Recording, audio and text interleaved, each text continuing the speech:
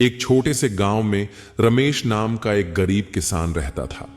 उसके पास खेती के लिए बहुत थोड़ी सी जमीन थी और वह उसी पर मेहनत करके अपना और अपने परिवार का गुजारा करता था। रमेश के परिवार में उसकी पत्नी, दो छोटे बच्चे और बूढ़े माता पिता थे। वह दिन रात मेहनत करता, लेकिन फिर भी उसका जीवन संघर्षों से भरा हुआ था। रमेश की सबसे बड़ी विशेषता थी कि वह कभी हार नहीं मानता था। वह अपने भाग्य पर विश्वास करता था, लेकिन साथ ही यह भी मानता था कि मेहनत से सब कुछ बदला जा सकता है। वह अक्सर कहता, ईश्वर ने हाथ पैर काम करने के लिए दिए हैं, तो भाग्य क्या चीज है, हम खुद अपनी किस्मत बना सकते हैं। एक साल गांव में भयंकर सूखा पड़ा। न खेतों में पानी था, न आसमान से बारिश की एक बूंद गिरी।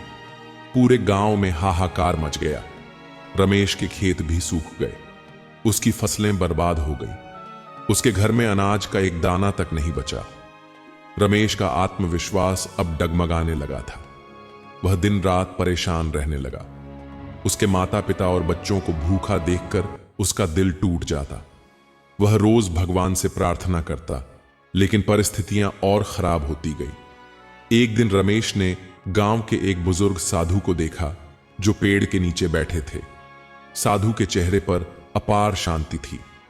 रमेश उनके पास गया और अपनी सारी व्यथा सुनाई। वह बोला, बाबा, मैं मेहनत करता हूं, ईमानदारी से जीवन जीता हूं, फिर भी मेरे साथ ऐसा क्यों हो रहा है? क्या मेरा भाग्य इतना खराब है कि मुझे और मेरे बच्चों को भूखा मरना पड़ेगा? साधु ने मुस्कुराते हुए कहा, बेटा, भाग्य वह लेख है जो हर इंसान के जन्म से पहले लिखा जाता है। उसे कोई मिटा नहीं सकता। पर यह भी सच है कि मेहनत करने वालों की परीक्षा ली जाती है। तुम्हारा भाग्य तुम्हारी मेहनत से नहीं, तुम्हारे विश्वास से जुड़ा है। अपने प्रयास मत छोड़ो, सफलता जरूर मिलेगी। रमेश ने साधु की बात सुनी, पर उसका मन संतुष्ट नहीं हुआ। कुछ दिन बाद रमेश को शहर से अपने एक पुराने मित्र का पत्र मिला। उसके मित्र ने लिखा था कि शहर में मजदूरों की बहुत जरूरत है और वहां काम करने पर अच्छा पैसा मिलेगा। रमेश को लगा कि यह उसके भाग्य का संकेत है। वह तुरंत शहर जाने की तैयारी करने लगा। पत्नी ने कहा, हम सबको छोड़कर मत जाओ। पता नहीं शहर में तुम्हें काम मिलेगा या नहीं। यहां पर तुम खेत और घर की देखभाल करते हो, हम जैसे तैसे जी लेंगे। मगर रमेश ने कहा, भाग्य ने शायद मेरे लिए यही रास्ता चुना है। अगर मैं यहां बैठा रहूंगा तो सब भूख से मर जाएंगे। मैं कोशिश करना चाहता हूं। वह शहर गया और वहां एक निर्माण स्थल पर मजदूरी करने लगा। काम कठिन था, लेकिन मेहनत का अच्छा पैसा मिलता था। रमेश ने अपनी जरूरतें कम की और पैसे बचाने लगा।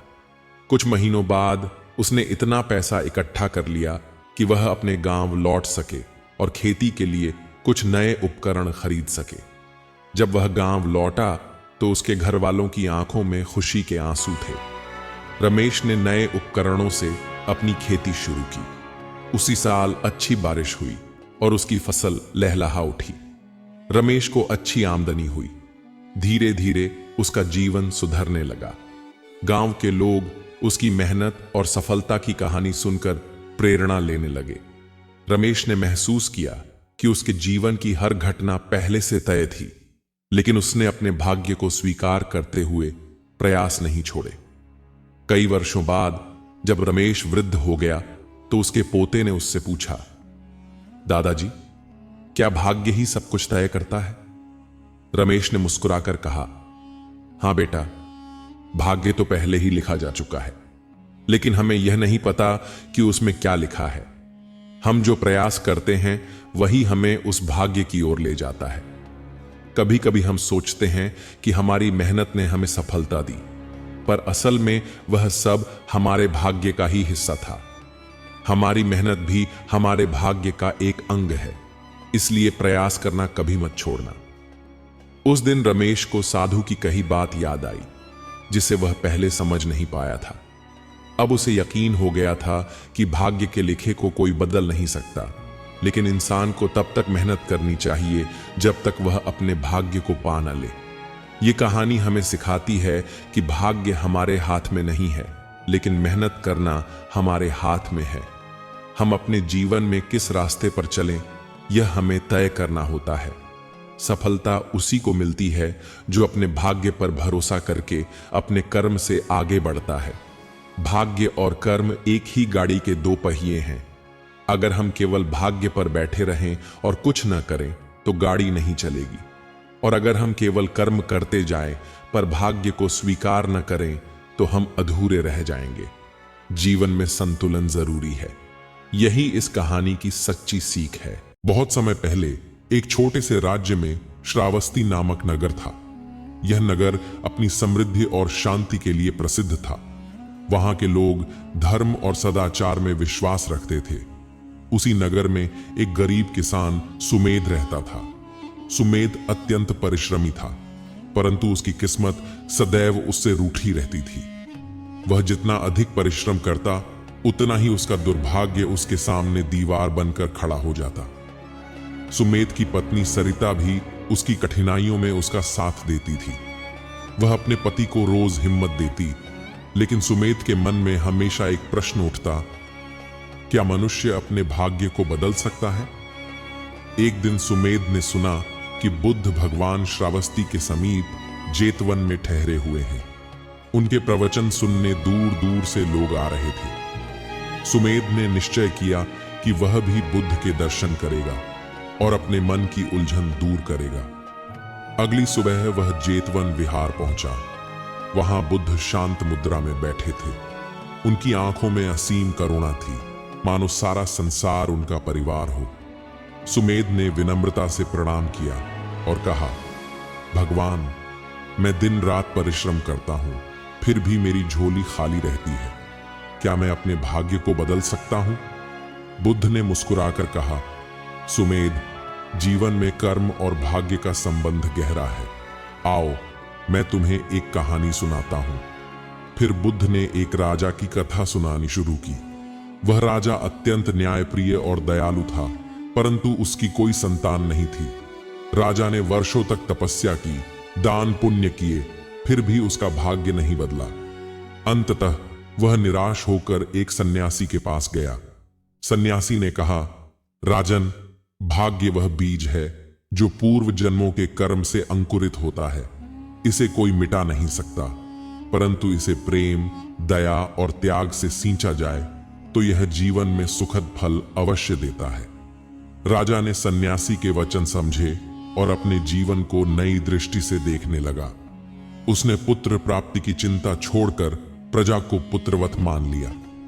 वर्षों बाद जब राजा वृद्ध हुआ, तब एक दिन एक अनाथ बालक उसके पास आया। राजा ने उसे गोद ले लिया। वही बालक आगे चलकर महान शासक बना और राज्य में सुख समृद्धि लाई। कथा समाप्त कर बुद्ध ने सुमेध से कहा, भाग्य के लिखे को कोई बदल नहीं सकता, परंतु अपने कर्मों द्वारा हम अपने जीवन को सुंदर और सार्थक बना सकते हैं। तुम्हारा परिश्रम व्यर्थ नहीं जाएगा, यह तुम्हारे भविष्य के बीज बो रहा है। यदि तुम धैर्य और सच्चाई से कर्म करते रहोगे तो तुम्हारा जीवन अवश्य बदल जाएगा। सुमेध ने गहरे संतोष की सांस ली। उसने समझ लिया कि भाग्य को कोसने से कुछ नहीं मिलता। मनुष्य को अपने कर्मों से जीवन का पथ प्रशस्त करना चाहिए। वह उस दिन से जीवन की हर परिस्थिति को स्वीकार करने लगा और अपने कर्म को ही पूजा समझने लगा। धीरे धीरे उसका जीवन बदलने लगा। खेतों में अच्छी फसल होने लगी, घर में सुख शांति का वातावरण बन गया। सुमेध और सरिता ने मिलकर यह सीख लिया कि भाग्य को नहीं बदला जा सकता, लेकिन अपने दृष्टिकोण और कर्मों द्वारा जीवन को सुखमय अवश्य बनाया जा सकता है। इस प्रकार सुमेध की कथा हमें यह सिखाती है कि मनुष्य का कर्तव्य केवल कर्म करना है। भाग्य का लेख मिटाया नहीं जा सकता, लेकिन सत्कर्मों द्वारा जीवन में आनंद और संतोष पाया जा सकता है। नमस्कार दोस्तों, अकेला व्यक्ति हर बार YouTube चैनल में आपका दिल से स्वागत है। आज हम आपको बताने वाले हैं भाग्य और नियति। अपना खेल कैसे खेलती है, आज हम आपको एक कहानी के माध्यम से समझाएंगे। क्या हमारा जीवन पहले से तय होता है या हम अपनी किस्मत खुद बनाते हैं? क्या भाग्य ही हमें सफलता की ओर ले जाता है या हमारी मेहनत और निर्णय इसकी चाबी है? इन सवालों ने सदियों से मानव जाति को उलझा रखा है। बुद्ध धर्म के अद्भुत दर्शन और कहानियों में इन प्रश्नों का उत्तर छुपा हुआ है। आज हम आपको ऐसी ही एक प्रेरणादायक कथा सुनाने जा रहे हैं जो न केवल आपके दिल को छुएगी बल्कि आपके जीवन की दिशा भी बदल सकती है। यह कहानी है कर्म, भाग्य और हमारी अपनी इच्छा शक्ति की ताकत को समझने की। प्राचीन भारत के एक छोटे से गांव में एक युवक रहता था जिसका नाम आरव था। वह साधारण किसान परिवार से था और हमेशा अपने भाग्य को कोसता रहता था। आरव का मानना था कि उसका जीवन पहले से तय है और वह कितनी भी मेहनत कर ले, वह कभी अमीर और खुश नहीं हो सकता। आरव के गांव के पास एक प्रसिद्ध बौद्ध विहार था जहां महान भिक्षु अनागत रहते थे। उनकी बुद्धिमत्ता और जीवन की गहरी समझ के कारण दूर दूर से लोग उनके दर्शन के लिए आते थे। एक दिन आरव अपने खेत में काम करते करते थक गया। उसकी निराशा चरम पर थी। उसने आसमान की ओर देखते हुए कहा, हे भगवान, मेरी किस्मत क्यों इतनी खराब है? क्या मेरी मेहनत का कोई मोल नहीं? उसी रात आरव ने फैसला किया कि वह भिक्षु अनागत से अपनी समस्या का हल पूछेगा। अगली सुबह वह विहार पहुंचा। अनागत उसे देखकर मुस्कुराए और बोले, बोलो वत्स, तुम किस लिए आए हो? आरव ने अपनी पूरी कहानी सुनाई और कहा, गुरुजी, क्या मेरा भाग्य पहले से तय है? अगर हां तो मैं क्यों मेहनत करूं, और अगर नहीं तो मेरी मेहनत का फल क्यों नहीं मिलता? अनागत कुछ देर चुप रहे, फिर बोले, वत्स, मैं तुम्हें एक कहानी सुनाता हूं। उन्होंने बताया, एक बार एक राजा ने अपने राज्य के सबसे बुद्धिमान व्यक्तियों को बुलाकर पूछा, क्या मनुष्य का भाग्य पहले से लिखा होता है या वह इसे खुद बनाता है? बुद्धिमान लोगों ने दो गुट बना लिए। एक ने कहा कि भाग्य पहले से तय है और दूसरे ने कहा कि भाग्य मेहनत से बनता है। बहस बढ़ती गई लेकिन किसी नतीजे पर नहीं पहुंचा जा सका। तब राजा ने एक साधु को बुलाया। साधु ने कहा, राजन, भाग्य और कर्म दोनों का खेल जीवन में चलता है। यह तुम्हारे दृष्टिकोण पर निर्भर करता है कि तुम इसे कैसे देखते हो। कहानी खत्म कर अनागत ने पूछा, वत्स, तुम क्या सोचते हो? आरव चुप हो गया। उसने कहा, गुरुजी, मैं अब भी नहीं समझा। क्या आप मुझे कोई उदाहरण दे सकते हैं? अनागत मुस्कुराए और बोले, ठीक है, मैं तुम्हें एक कार्य दूंगा। पास के जंगल में एक पत्थर पड़ा है, उसे उठाकर लाओ। लेकिन याद रखना, वह पत्थर तुम्हारी मंजिल का प्रतीक है। अगर तुम उसे सही जगह ले गए तो तुम्हारा भाग्य बदल जाएगा। आरव ने पत्थर उठाया। वह भारी था लेकिन उसने अपने कंधे पर रख लिया। चलते चलते उसे महसूस हुआ कि पत्थर का बोझ उसके धैर्य और शक्ति की परीक्षा ले रहा है। उसने कई बार हार मानने का सोचा लेकिन हर बार अनागत की बात याद आई। कई घंटों बाद वह पत्थर लेकर अनागत के पास पहुंचा। अनागत ने कहा, वत्स, अब बताओ, जब तुम पत्थर उठा रहे थे तो क्या तुमने सोचा कि यह तुम्हारा भाग्य है या तुम्हारा कर्म? आरव ने जवाब दिया, गुरुजी, यह मेरा कर्म था। अगर मैं इसे छोड़ देता तो मैं हार मान लेता। अनागत बोले, यही जीवन का रहस्य है। भाग्य और कर्म का खेल तुम्हारे हाथ में है। जो इसे समझ लेता है वही जीवन को जीत लेता है। उस दिन आरव ने सीखा कि भाग्य और कर्म अलग नहीं हैं। वे एक ही सिक्के के दो पहलू हैं। जो लोग केवल भाग्य पर निर्भर रहते हैं वे जीवन में ठहर जाते हैं, और जो लोग कर्म करते हैं वे अपनी नियति खुद लिखते हैं। आरव ने अपने जीवन की दिशा बदल दी। उसने अपने खेतों में मेहनत की और धीरे धीरे उसकी फसलें लहलहाने लगीं। कुछ वर्षों में वह अपने गांव का सबसे सफल किसान बन गया। अब वह जानता था कि उसका भाग्य उसके अपने हाथों में है। जो अपने कर्म में विश्वास रखते हैं उनके लिए भाग्य भी झुक जाता है। मनुष्य चाहे कितना भी प्रयास क्यों ना कर ले, कितना भी प्रयत्न क्यों ना कर ले, उसे अपने कर्मों का फल तो भोगना ही पड़ता है। चाहे मनुष्य कितना ही प्रयत्न कर ले, लेकिन वह कभी अपने कर्मों से बच नहीं सकता। जैसी करनी वैसी भरनी, यह वाक्य तो आपने सुना ही होगा। अर्थात जैसे आप कर्म करोगे वैसा ही आपको फल भी प्राप्त होगा। लेकिन मेरा एक प्रश्न है, क्या आप इस बात पर यकीन करते हैं कि जैसा आप कर्म करेंगे वैसा ही आपको फल भी मिलेगा? अब आप में से अधिकतर लोगों के मन में यह प्रश्न जरूर उठ रहा होगा, क्योंकि इसमें पूछने वाली बात क्या है? ये तो सत्य ही है कि जैसे हम कर्म करेंगे वैसा ही हमें फल भी मिलेगा। लेकिन एक बार के लिए आंखें बंद करके अपने आप से यह प्रश्न कीजिए, देखिएगा कि आपको इस प्रश्न का उत्तर स्पष्टता से नहीं मिल पाएगा। कहीं ना कहीं आपके मन में एक संशय जरूर होगा कि क्या यह बात सच है या झूठ। दोस्तों, आज इस कहानी से हम समझेंगे कर्मों का खेल।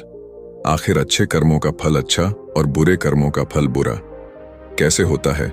बहुत समय पहले की बात है। किसी गांव में एक बहुत ही ज्ञानी पंडित रहता था। एक दिन वह अपने बचपन के दोस्त से मिलने के लिए दूसरे गांव में जा रहा था। उसका वह दोस्त बचपन से ही गूंगा और एक पैर से अपाहिज था। उस पंडित के गांव से उसके दोस्त का घर काफी दूर था। वहां जाने के लिए बीच बीच में कई सारे छोटे छोटे गांव पड़ते थे। पंडित रास्ते में अपनी धुन में चला जा रहा था। चलते चलते उसकी मुलाकात एक व्यक्ति से होती है।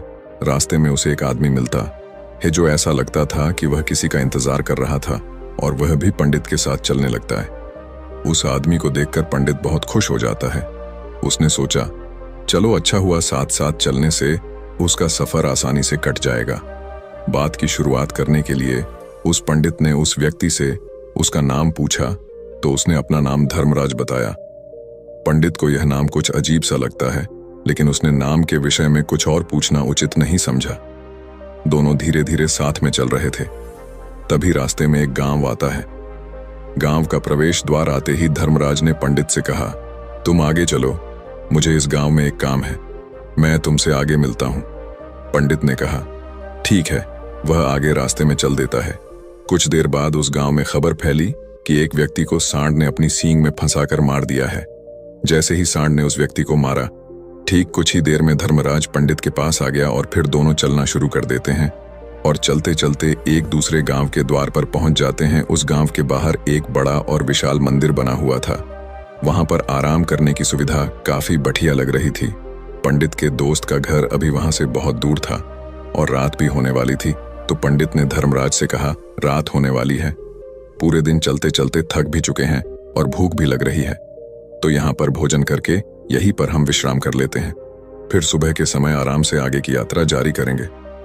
धर्मराज ने कहा, ठीक है, मुझे इस गांव में किसी को कुछ जरूरी सामान देने जाना है, तुम भोजन करके आराम करो, मैं बाद में आकर भोजन कर लूंगा।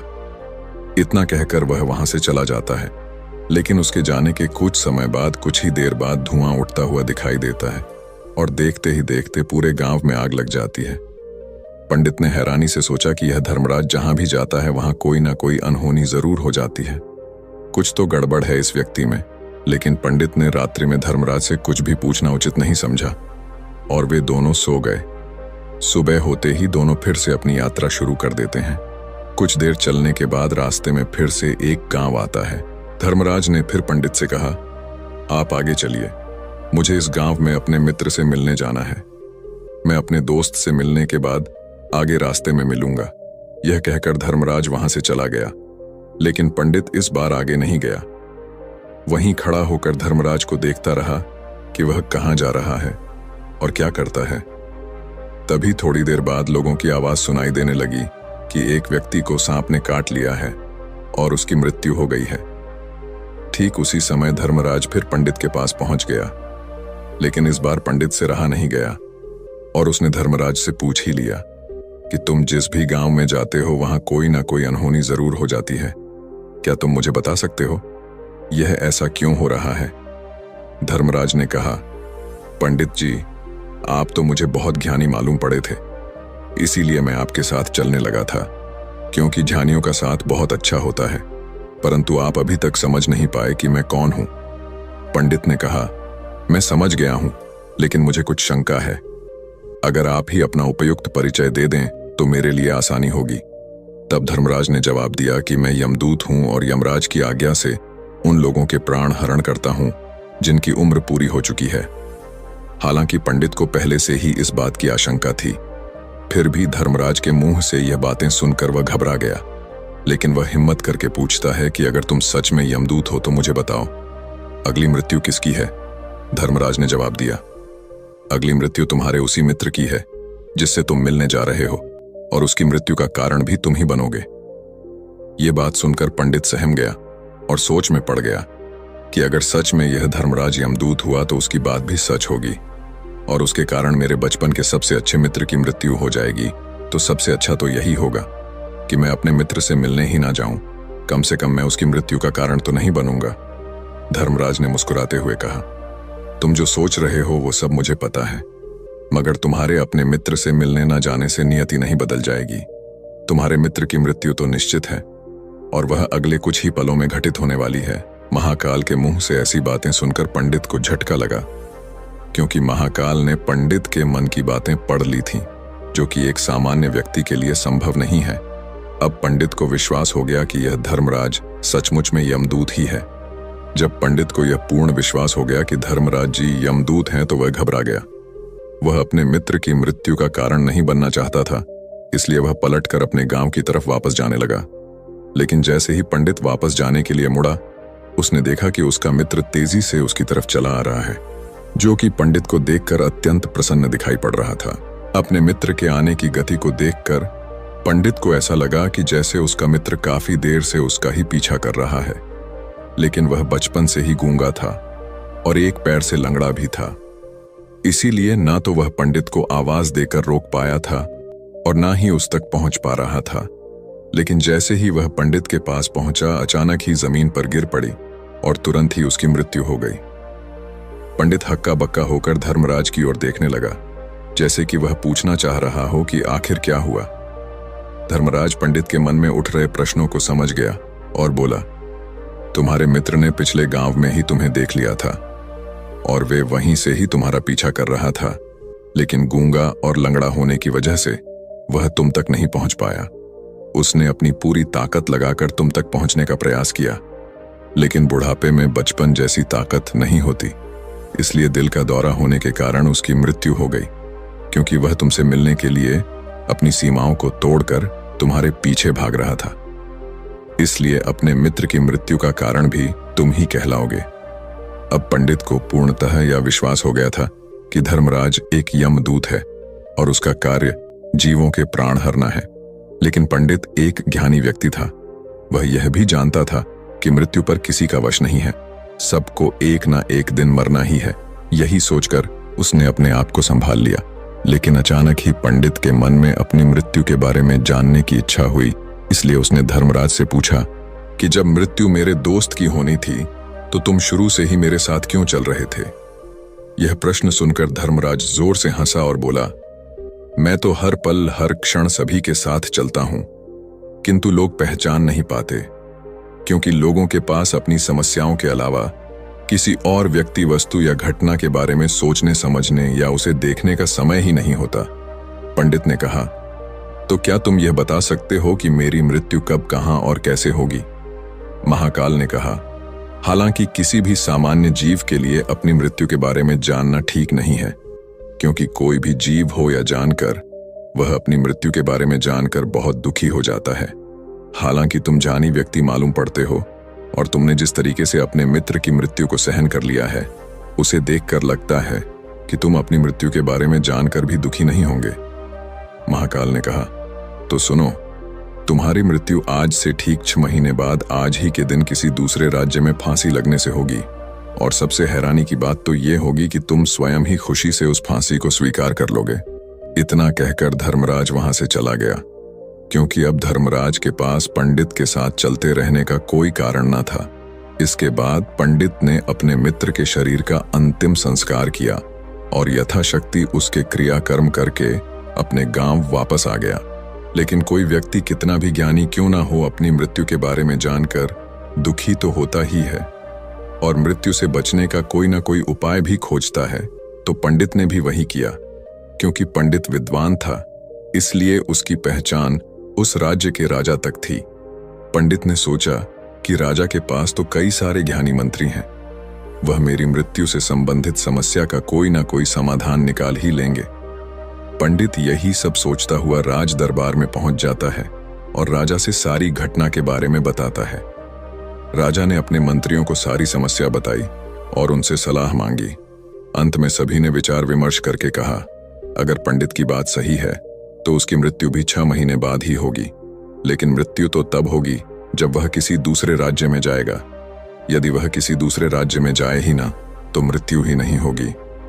मंत्रियों की यह सलाह राजा को भी सही लगी। इसके बाद पंडित के रहने की सारी व्यवस्था महल में ही कर दी गई और राजा के आदेश के बिना उस पंडित से किसी को भी नहीं मिलने दिया जाता था। लेकिन पंडित कहीं भी आ जा सकता था, ताकि पंडित को यह न लगे कि वह राजा की कैद में है। परंतु पंडित डर के मारे स्वयं ही कहीं आता जाता नहीं था। धीरे धीरे महीने गुजरते गए और पंडित की मृत्यु का समय नजदीक आने लगा और अंततः वह भी दिन आ गया जिस दिन पंडित की मृत्यु होनी थी। तो जिस दिन पंडित की मृत्यु होनी थी उसकी एक रात पहले पंडित डर के मारे जल्दी ही सो गया, ताकि जल्दी से वह रात बीत जाए और अगला दिन आ जाए, ताकि उसकी मृत्यु टल सके। यही सोचकर वह जल्दी सो जाता है। लेकिन पंडित को नींद में चलने की बीमारी थी और अपनी इस बीमारी के बारे में वह स्वयं ही नहीं जानता था। तो फिर राजा मंत्री या किसी वैद्य को इसके बारे में बताने का कोई प्रश्न ही नहीं उठता। पंडित अपनी मृत्यु को लेकर बहुत चिंतित था। वह पिछले कई दिनों से ठीक है, सो भी नहीं पा रहा था और नींद में चलने की बीमारी भी तभी होती है जब व्यक्ति ठीक से सो नहीं पा रहा हो। तो उस रात भी पंडित को नींद में चलने का दौरा पड़ा। वह उठा और महल से निकलकर अस्तबल में गया।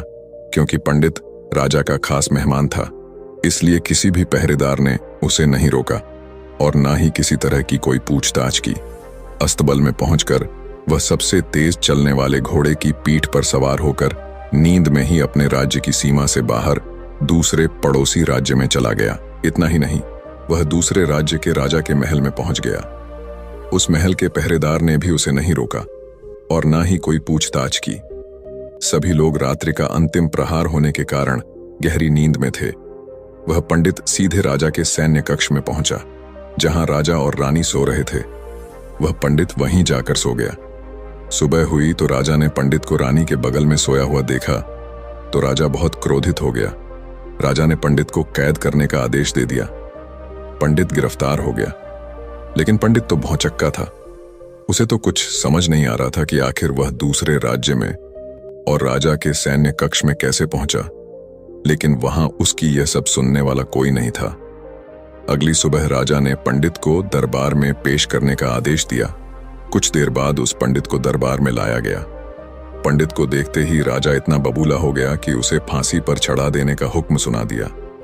फांसी की सजा सुनकर पंडित कांप गया, लेकिन फिर भी थोड़ी सी हिम्मत जुटाकर राजा से बोला, महाराज, मैं नहीं जानता कि मैं राजमहल तक कैसे पहुंचा। मैं यह भी नहीं जानता हूं कि आपके सैन्य कक्ष तक मैं कैसे आया और आपके महल के किसी पहरेदार या सैनिक ने मुझे रोका क्यों नहीं। लेकिन मैं इतना जरूर जानता हूं कि आज मेरी मृत्यु होनी थी और वो होनी भी जा रही है। राजा को यह बात थोड़ी अजीब लगी। उसने पंडित से पूछा, तुम्हें कैसे पता कि आज तुम्हारी मृत्यु होनी है? राजा के इस प्रश्न के जवाब में पंडित ने पिछले 6 महीने का सारा वाक्य राजा को सुना दिया और बोला, महाराज, मेरा क्या किसी भी सामान्य व्यक्ति में इतना साहस नहीं कि वह राजा के सैन्य कक्ष में राजा की उपस्थिति में रानी के साथ सो जाए। राजा को पंडित की बात में थोड़ा तर्क दिखाई पड़ा, परंतु उसने सोचा कि यह मृत्यु से बचने के लिए धर्मराज और उसके द्वारा अपनी मृत्यु की भविष्यवाणी की कहानी बना रहा है। इसलिए राजा ने पंडित से कहा, यदि तुम्हारी बात सत्य है और आज यह तुम्हारी मृत्यु का दिन है जैसा कि यमदूत धर्मराज ने तुमसे कहा था, तो आज तुम्हारी मृत्यु का कारण मैं नहीं बनूंगा। लेकिन यदि तुम्हारी बात झूठी निकली तो निश्चित ही आज तुम्हारी मृत्यु का दिन होगा ना, क्योंकि जिस राज्य से पंडित आया था उस राज्य का राजा इस राजा का मित्र था। इसलिए इस राजा ने तुरंत अपने 2 सैनिकों को पड़ोसी राजा के पास भेजकर पंडित की बात की सत्यता का प्रमाण मांगा भेजा। भेजे गए सैनिक शाम तक लौटे और उन्होंने राजा को बताया कि महाराज, पंडित जो कुछ भी कह रहा है वह सब सत्य है। पड़ोसी राज्य के राजा ने पिछले 6 महीने से पंडित के रहने की सारी व्यवस्था अपने ही महल में कर रखी थी। पंडित राजा का खास मेहमान था। कल शाम राजा आखिरी बार पंडित से उसके कक्ष में मिले थे और उसके बाद यह इस राज्य में कैसे पहुंच गया इसकी जानकारी किसी को भी नहीं है। इसलिए उस राज्य के राजा के अनुसार पंडित को फांसी की सजा देना ठीक नहीं है। लेकिन राजा के सामने एक नई समस्या थी क्योंकि उसने बिना पूरी बात जाने ही पंडित को फांसी की सजा सुना दी थी। इसलिए अगर पंडित को फांसी नहीं दी जाती तो राजा के वचन का अपमान हो जाएगा, लेकिन अगर राजा की बात का मान रखा जाए तो बेवजह ही एक निर्दोष व्यक्ति की मौत हो जाएगी। राजा ने अपने सभी मंत्रियों से इस बारे में सुझाव मांगा तो मंत्रियों ने राजा को सुझाव दिया कि महाराज, पंडित को एक कच्चे सूत के धागे से फांसी लगवा दी जाए। इससे आपके कथन का भी मान रह जाएगा और कच्चे सूत के धागे से पंडित को फांसी भी नहीं लगेगी और उसके प्राण भी बच जाएंगे। राजा को मंत्रियों का यह सुझाव पसंद आया और उसने ऐसा ही करने का आदेश दे दिया। पंडित के लिए कच्चे सूत के धागे से फांसी का फंदा बनाया गया और नियम के अनुसार पंडित को फांसी पर चढ़ाया जाने लगा। सभी लोग बहुत खुश थे कि ना तो पंडित मरेगा और ना ही राजा का वचन खाली जाएगा। पंडित को भी पूर्ण विश्वास था ये सूद के धागे से तो उसकी मृत्यु हो ही नहीं सकती। पंडित उस पर चढ़ने के लिए तैयार हो गया, जैसा कि धर्मराज ने भविष्यवाणी की थी कि तुम खुद ही अपनी फांसी को स्वीकार करोगे। लेकिन जैसे ही पंडित को फांसी दी गई, सूद का धागा तो टूट गया, लेकिन टूटने से पहले उसने अपना काम कर दिया था। पंडित के गले की एक नस सूद के धागे के झटके से कट चुकी थी और पंडित जमीन पर पड़ा तड़प रहा था। उस पल उसके गले से खून की फुहार निकल रही थी और देखते ही देखते पंडित का शरीर पूरी तरह से शांत हो गया। सभी लोग आश्चर्यचकित थे और पंडित को मरता हुआ देख रहे थे। किसी को विश्वास नहीं हो रहा था कि कच्चे सूत के धागे से भी किसी इंसान की मृत्यु हो सकती है, लेकिन घटना तो घट चुकी थी। नियति ने अपना काम कर दिया था और धर्मराज की भविष्यवाणी सच हो चुकी थी। दोस्तों, श्रीमद् भागवत गीता में भगवान श्री कृष्ण ने कहा है, जो होना होता है वह होकर ही रहता है। हम चाहे कितनी ही सावधानी बरते, कितना ही उपाय कर लें, लेकिन घटना और घटना की पूरी प्रणाली पहले से ही तय होती है, जिसे हम थोड़ा सा भी इधर उधर नहीं कर सकते हैं। दोस्तों, शायद इसीलिए ईश्वर ने हमें भविष्य जानने की क्षमता नहीं दी है, ताकि हम अपने जीवन को ज्यादा बेहतर तरीके से जी सके। और यही बात उस पंडित पर भी लागू होती है। अगर पंडित ने महाकाल से अपनी मृत्यु के बारे में ना पूछा होता तो 6 महीने तक राजा के महल में कैद रहकर डर डर कर जीने की बजाय ज्यादा बेहतर जीवन जीता। एक दिन एक किसान बुद्ध के पास आया और बोला, महाराज, मैं एक साधारण किसान हूँ। बीज बोकर, हल चलाकर अनाज उत्पन्न करता हूँ और तब उसे ग्रहण करता हूँ, किंतु इससे मेरे मन को तसल्ली नहीं मिलती। मैं कुछ ऐसा करना चाहता हूँ जिससे मेरे खेत में अमृतत्व के फल उत्पन्न हो। आप मुझे मार्गदर्शन दीजिए जिससे मेरे खेत में अमृतत्व के फल उत्पन्न होने लगें। बात सुनकर बुद्ध मुस्कुराकर बोले, भले व्यक्ति, तुम्हें अमृतत्व का फल तो अवश्य मिल सकता है, किंतु इसके लिए तुम्हें खेत में बीज न बोकर अपने मन में बीज बोने होंगे। यह सुनकर किसान हैरानी से बोला, प्रभु, आप यह क्या कह रहे हैं? भला मन के बीज बोकर भी फल प्राप्त हो सकते हैं? बुद्ध बोले, बिल्कुल हो सकते हैं, और इन बीजों से तुम्हें जो फल प्राप्त होंगे वे वाकई साधारण न होकर अद्भुत होंगे, जो तुम्हारे जीवन को भी सफल बनाएंगे और तुम्हें नेकी की राह दिखाएंगे। किसान ने कहा, प्रभु, तब तो मुझे अवश्य बताइए कि मैं मन में बीज कैसे बोऊं? बुद्ध बोले, तुम मन में विश्वास के बीज बो, विवेक का हल चलाओ, ज्ञान के जल से उसे सींचो और उसमें नम्रता का उर्वरक डालो। इससे तुम्हें अमृतत्व का फल प्राप्त होगा। उसे खाकर तुम्हारे सारे दुख दूर हो जाएंगे और तुम्हें असीम शांति का अनुभव होगा। बुद्ध से अमृतत्व के फल की प्राप्ति की बात सुनकर किसान की आंखें खुल गईं। वह समझ गया कि अमृतत्व का फल सद्विचारों के द्वारा ही प्राप्त किया जा सकता है। गौतम बुद्ध किसी उपवन में विश्राम कर रहे थे। तभी बच्चों का एक झुंड आया और पेड़ पर पत्थर मारकर आम गिराने लगा। एक पत्थर बुद्ध के सर पर लगा और उससे खून बहने लगा। बुद्ध की आंखों में आंसू आ गए। बच्चों ने देखा तो भयभीत हो गए। उन्हें लगा कि अब बुद्ध उन्हें भला बुरा कहेंगे। बच्चों ने उनके चरण पकड़ लिए और उनसे क्षमा याचना करने लगे। उनमें से एक बच्चे ने कहा, हमसे बड़ी भूल हो गई है, मेरी वजह से आपको पत्थर लगा और आपके आंसू आ गए। इस पर बुद्ध ने कहा, बच्चों, मैं इसलिए दुखी हूं कि तुमने आम के पेड़ पर पत्थर मारा तो पेड़ ने बदले में तुम्हें मीठे फल दिए, लेकिन मुझे मारने पर मैं तुम्हें सिर्फ भय दे सका। एक बार भगवान बुद्ध अपने अनुयायियों के साथ किसी गांव में उपदेश देने जा रहे थे। उस गांव से पूर्व ही मार्ग में उन लोगों को जगह जगह बहुत सारे गड्ढे खुदे हुए मिले। बुद्ध के एक शिष्य ने उन गड्ढों को देखकर जिज्ञासा प्रकट की, आखिर इस तरह के गड्ढे खुदे होने का तात्पर्य क्या है? बुद्ध बोले, पानी की तलाश में किसी व्यक्ति ने इतने गड्ढे खोदे हैं। यदि वह धैर्यपूर्वक एक ही स्थान पर गड्ढा खोदता तो उसे पानी अवश्य मिल जाता, पर वह थोड़ी देर गड्ढा खोदता और पानी न मिलने पर दूसरा गड्ढा खोदना शुरू कर देता। व्यक्ति को परिश्रम करने के साथ धैर्य भी रखना चाहिए। एक बार भगवान बुद्ध भिक्षा के लिए एक किसान के यहां पहुंचे। तथागत को भिक्षा के लिए आया देखकर किसान उपेक्षा से बोला, श्रमण, मैं हल जोतता हूं और तब खाता हूं। तुम्हें भी हल जोतना और बीज बोना चाहिए और तब खाना खाना चाहिए। बुद्ध ने कहा, महाराज, मैं भी खेती ही करता हूं। इस पर किसान को जिज्ञासा हुई। बोले, गौतम, मैं न तुम्हारा हल देखता हूं, न बैल और न खेती के स्थल। तब आप कैसे कहते हैं कि आप भी खेती ही करते हैं? आप कृपया अपनी खेती के संबंध में समझाइए। बुद्ध ने कहा, महाराज, मेरे पास श्रद्धा का बीज, तपस्या रूपी वर्षा, प्रजा रूपी जोत और हल है। पाप भीरुता का दंड है, विचार रूपी रस्सी है, स्मृति और जागरूकता रूपी हल की फाल और पेनी है। मैं वचन और कर्म में संयत रहता हूं। मैं अपनी इस खेती को बेकार घास से मुक्त रखता हूं और आनंद की फसल काट लेने तक प्रयत्नशील रहने वाला हूं। अप्रमाद मेरा बैल है, जो बाधाएं देखकर भी पीछे मुंह नहीं मोड़ता है। वह मुझे सीधा शांति धाम तक ले जाता है। इस प्रकार मैं अमृत की खेती करता हूं। एक बार बुद्ध से मल्लुक्य पुत्र ने पूछा, भगवान, आपने आज तक यह नहीं बताया कि मृत्यु के उपरांत क्या होता है। उसकी बात सुनकर बुद्ध मुस्कुराए। फिर उन्होंने उससे पूछा, पहले मेरी एक बात का जवाब दो। अगर कोई व्यक्ति कहीं जा रहा हो और अचानक कहीं से आकर उसके शरीर में एक विषबुझा बाण घुस जाए तो उसे क्या करना चाहिए? पहले शरीर में घुसे बाण को हटाना ठीक रहेगा या फिर देखना कि बाण किधर से आया है और किसे लक्ष्य कर मारा गया है? मल्लु के पुत्र ने कहा, पहले तो शरीर में घुसे बाण को तुरंत निकालना चाहिए, अन्यथा विष पूरे शरीर में फैल जाएगा। बुद्ध ने कहा, बिल्कुल ठीक कहा तुमने। अब यह बताओ कि पहले इस जीवन के दुखों के निवारण का उपाय किया जाए या मृत्यु की बाद की बातों के बारे में सोचा जाए? मल्लुक के पुत्र अब समझ चुका था और उसकी जिज्ञासा शांत हो गई। एक दिन एक व्यक्ति बुद्ध के पास पहुंचा। वह बहुत अधिक तनाव में था।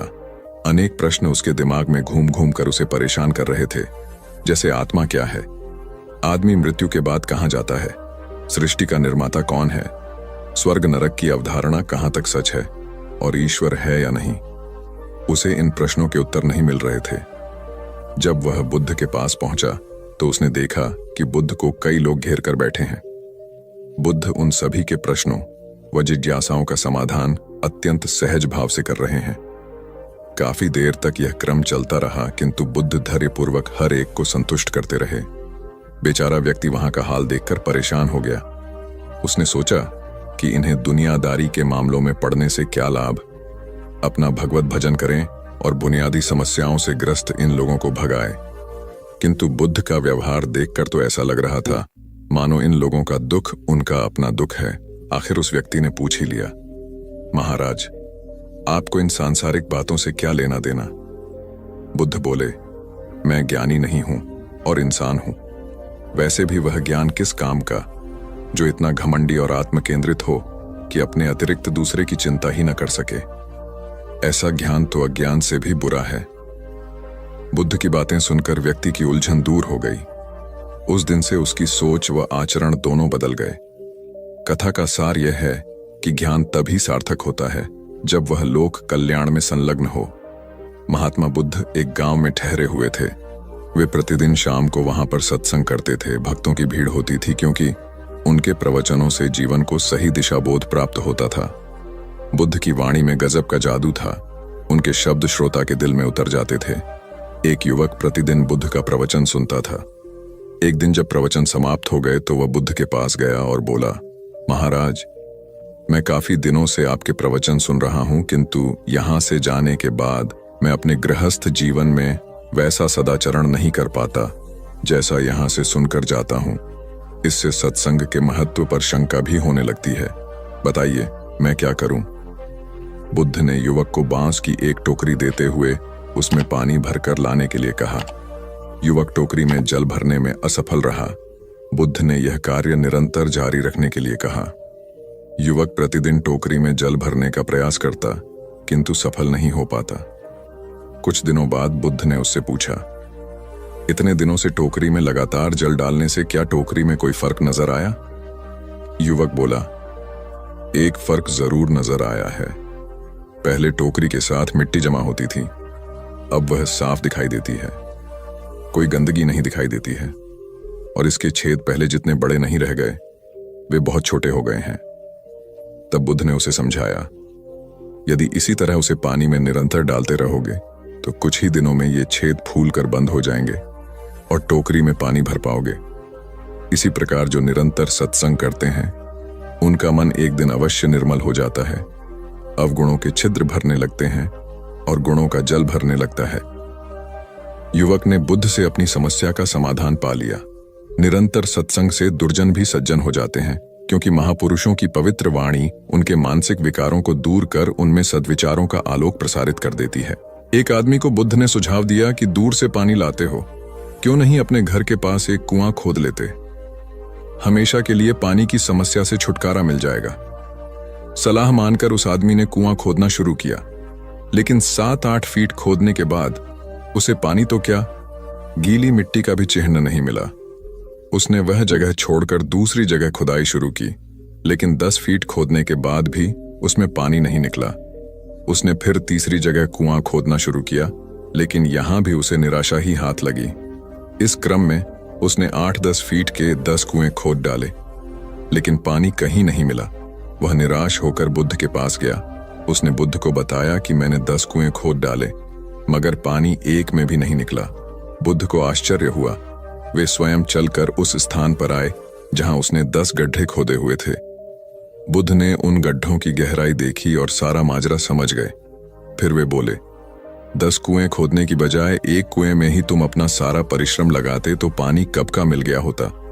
तुम सब गड्ढों को बंद कर दो, केवल एक को गहरा करते जाओ, पानी निकल आएगा। उसने बुद्ध की बात मानकर ऐसा ही किया। परिणाम स्वरूप कुआं पूर्ण होते ही पानी निकल आया। सबने भगवान बुद्ध की जय जयकार की। धन्ना सेठ के पास 7 पुश्तों के पालन पोषण जितना धन था। उसका व्यापार चारों तरफ फैला हुआ था, किंतु फिर भी उसका मन अशांत रहता था। कभी धन की सुरक्षा की चिंता, तो कभी व्यापारिक प्रतिस्पर्धा में आगे निकलने का तनाव।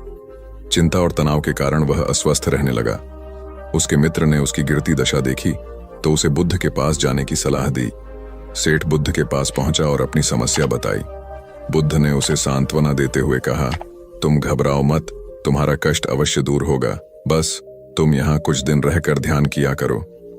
बुद्ध के कहे अनुसार सेठ ने रोज ध्यान करना शुरू कर दिया, किंतु सेठ का मन ध्यान में नहीं लगा। वह जैसे ही ध्यान करने बैठता उसका मन फिर अपनी दुनिया में चला जाता। उसने बुद्ध को यह बात बताई, किंतु बुद्ध ने कोई उपाय नहीं बताया। थोड़ी देर बाद जब सेठ बुद्ध के साथ वन में सायंकालीन भ्रमण कर रहा था तो उसके पैर में एक कांटा चुभ गया। वह दर्द के मारे कराहने लगा। बुद्ध ने कहा, बेहतर होगा कि तुम जी खड़ा कर कांटे को निकाल दो, तब इस दर्द से मुक्ति मिल जाएगी। सेठ ने मन कड़ाकर कांटा निकाल दिया, उसे चैन मिल गया। तब बुद्ध ने उसे समझाया, ऐसे ही लोभ, मोह, क्रोध, घमंड व द्वेष के कांटे तुम्हारे मन में गड़े हैं। जब तक अपने मन की संकल्प शक्ति से उन्हें नहीं निकालोगे, अशांत ही रहोगे। सेठ का ज्ञान बुद्ध के इन शब्दों से दूर हो गया और उसने निर्मल हृदय की राह पकड़ ली। अपनी कुप्रवृत्तियों से मुक्ति के लिए संकल्पबद्धता अनिवार्य है। जब तक व्यक्ति दृढ़ निश्चय न कर ले, वह अपनी गलत आदतों से मुक्त नहीं हो सकता। एक युवक ने बुद्ध से आकर कहा, मेरा गांव अशिक्षित है, मैं अपने परिवार से झगड़कर थोड़ा बहुत पढ़ पाया हूं, आगे और पढ़ना चाहता हूं, किंतु सभी रोक रहे हैं। घर के लोग सोचते हैं कि खेती में खूब पैसा है और उसके लिए किसी शिक्षा की आवश्यकता नहीं है। यही सोच गांव वालों की भी है। कृपया आप मेरे गांव चलकर वहां शिक्षा का प्रसार करवाइए। बुद्ध युवक की बात मानकर गांव आ गए। धर्म भीरू ग्रामीणों ने बुद्ध का सत्कार किया और रोज उनके प्रवचन सुनने आने लगे। बुद्ध जब भी शिक्षा का महत्व बताते, ग्रामीण विरोधी मत रखते। एक दिन एक महिला अपने 5 साल के बच्चे के लिए पूछने लगी कि उसे किस उम्र से शिक्षा दिलवाए। तब बुद्ध ने समझाया कि तुम्हें तो 5 वर्ष पूर्व उसकी शिक्षा शुरू कर देनी थी। उसे क्या खाना है, क्या नहीं, कैसे अब क्या बोलना है आदि बातें शुरू से सिखाओगी, तभी तो वह अपना उचित ख्याल रख सकेगा। बुद्ध की यह बात महिला सहित सभी ग्रामीणों को समझ में आ गई। उन्होंने अपने बच्चों को विद्यालय भेजना शुरू किया। यह समय वर्षा का था। युवक ने लोगों को जल संग्रहण की तकनीक बताई। अधिकांश ने उपहास किया, किंतु युवक अपना काम करता रहा। बुद्ध का सहयोग प्राप्त था, इसलिए किसी ने उसका खुलकर विरोध नहीं किया। जब गर्मी में भीषण जल संकट के कारण फसलें सूखने लगीं, तो युवक ने कुएं खुदवाए, जिनमें जल संग्रहण की तकनीक के कारण खूब पानी निकला। ग्रामीण अब शिक्षा का महत्व समझ चुके थे। धीरे धीरे संपूर्ण गांव शिक्षित हो गया। ज्ञान हर उम्र में अर्जित किया जा सकता है। यही ज्ञान हमें जीवन में आने वाली समस्याओं के समाधान की राह सुझाता है। आम्रपाली बौद्ध काल में वैशाली के वृज्य संघ की इतिहास प्रसिद्ध लिच्छवी राजनृत्यांगना थी। इनका एक नाम अम्बपाली या अम्बपालिका भी है। आम्रपाली अत्यंत सुंदर थी और कहते हैं जो भी उसे एक बार देख लेता वह उस पर मुग्ध हो जाता था। अजातशत्रु उसके प्रेमियों में था और उस समय के उपलब्ध साहित्य में अजातशत्रु के पिता बिंबसार को भी गुप्त रूप से उसका प्रणयार्थी बताया गया है। आम्रपाली को लेकर भारतीय भाषाओं में बहुत से काव्य, नाटक और उपन्यास लिखे गए हैं। एक बार की बात है, महात्मा बुद्ध अपने शिष्यों के साथ घूमते हुए वैशाली नगरी में पहुंचे। वैशाली को उस समय 16 महाजनपदों में एक महत्वपूर्ण जनपद माना जाता था, जिसकी ख्याति दूर दूर तक फैली हुई थी। यह नगरी परम वैभवशाली और हर तरफ से संपन्न थी। महात्मा बुद्ध के आने की बात पूरे नगर में फैलते देर न लगी। जिसे जब पता चलता वह तभी उनसे मिलने पहुंच जाता और उनके उपदेश सुनकर खुद को भाग्यशाली समझता। बुद्ध का चरित्र ही ऐसा प्रभावशाली था कि उनसे प्रभावित हुए बिना कोई नहीं रह सका। उस नगर की गणिका और राजनर्तकी आम्रपाली भी बुद्ध से मिलने की इच्छुक थी। वह खुद महात्मा बुद्ध के पास चलकर आई और उन्हें अपने घर भोजन के लिए आमंत्रित किया। उसने इतने सरल और प्रेम भाव से बुद्ध से विनती की कि बुद्ध मना नहीं कर सके। जब यह बात उनके शिष्यों को पता चला कि महात्मा बुद्ध ने एक गणिका का आमंत्रण स्वीकार किया है, तो सबने इसका विरोध किया। महात्मा बुद्ध ने बड़ी सरलता से अपने शिष्यों से कहा, मैंने तो उसकी प्रेम भावना देखी। उसने जिस भावना से मुझे बुलाया है वह बिल्कुल पवित्र और निश्चल था। वह आज मुझसे मिलने एक गणिका बनकर नहीं बल्कि एक भक्ति भाव से आई थी। फिर भला मैं कैसे उसका आमंत्रण स्वीकार न करता, वह चाहे एक वेश्या हो या फिर कोई सन्यासी। यथा समय बुद्ध आम्रपाली के घर भोजन के लिए गए। वह पहले से ही भोजन की सारी व्यवस्था करके भगवान बुद्ध के आने की राह देख रही थी। मन में यह विचार भी आ रहा था कि कहीं बुद्ध अपनी बात से मुकर न जाए। इतने बड़े सन्यासी भला क्यों एक वेश्या के बुलाने पर उसके घर आकर भोजन करेंगे। परंतु जैसे ही आम्रपाली ने बुद्ध को अपने घर आते देखा, उसकी प्रसन्नता का ठिकाना न रहा। वह दौड़कर दरवाजे पर गई और उनका स्वागत किया। खुद अपने हाथों से भोजन परोसा और उनकी अवभगत की। महात्मा बुद्ध के शिष्यों ने जो उनके साथ आए थे, जब एक वेश्या को, जिसके कदमों में खुद सम्राट बिंबिसार से लेकर अजातशत्रु थे, पूरी वैशाली जिसके एक झलक पाने के लिए तरसती थी, उसे एक सन्यासी के लिए ऐसा व्यवहार करते देख बुद्ध के शिष्यों के मन में अपने गुरु के लिए सम्मान और ज्यादा बढ़ गया। आम्रपाली ने महात्मा बुद्ध के व्यक्तित्व के बारे में जैसा सुना था, उनसे मिलने के बाद वह उससे ज्यादा प्रभावित हुई और उसी समय वह बुद्ध की शरण में चली गई। अपनी सारी संपत्ति वह बौद्ध मठ के नाम करके आजीवन भिक्षुणी बन गई। बहुत पुरानी बात है। गौतम बुद्ध एक शहर में प्रवास कर रहे थे। उनके कुछ शिष्य भी उनके साथ थे। उनके शिष्य एक दिन शहर में घूमने निकले तो उस शहर के लोगों ने उन्हें बहुत बुरा भला कहा। शिष्यों को बहुत बुरा लगा और वे वापस लौट गए। गौतम बुद्ध ने जब देखा कि उनके सभी शिष्य बहुत क्रोध में दिख रहे हैं, तो उन्होंने पूछा, क्या बात है, आप सभी इतने तनाव में क्यों दिख रहे हैं? तभी एक शिष्य क्रोध में बोला, हमें यहां से तुरंत प्रस्थान करना चाहिए। जब हम बाहर शहर में घूमने गए तो यहाँ के लोगों ने बिना वजह हमें बहुत बुरा भला कहा। जहां हमारा सम्मान न हो वहां हमें एक पल भी नहीं रहना चाहिए। यहाँ के लोग सिर्फ दुर्व्यवहार के सिवा कुछ जानते ही नहीं हैं। गौतम बुद्ध ने मुस्कुराकर कहा, क्या किसी और जगह पर तुम सद्व्यवहार की अपेक्षा रखते हो? दूसरा शिष्य बोला, इस शहर से तो भले लोग ही होंगे। तब गौतम बुद्ध बोले, किसी जगह को सिर्फ इसलिए छोड़ देना गलत होगा कि वहां के लोग दुर्व्यवहार करते हैं। हम तो संत हैं, हमें तो कुछ ऐसा करना चाहिए कि जिस स्थान पर भी जाएं, उस स्थान को तब तक न छोड़े जब तक अपनी अच्छाइयों से वहां के लोगों को सुधार न दें। हम जिस भी स्थान पर जाएं, वहां के लोगों का कुछ न कुछ भला करके ही वापस लौटें। हमारे अच्छे व्यवहार के बाद वह कब तक बुरा व्यवहार करेंगे? आखिर में उन्हें सुधरना ही होगा। वास्तविकता में संतों का कार्य तो ऐसे लोगों को सुधारना ही होता है।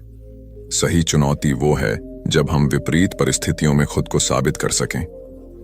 ये सभी बातें सुनकर बुद्ध के प्रिय शिष्य आनंद ने प्रश्न किया, उत्तम व्यक्ति किसे कहते हैं? इस पर बुद्ध ने जवाब दिया, जिस प्रकार युद्ध में बढ़ता हुआ हाथी चारों तरफ के तीर सहते हुए भी आगे बढ़ता जाता है, ठीक उसी तरह उत्तम व्यक्ति भी दूसरों के अपशब्दों को सहते हुए अपना कार्य करता रहता है।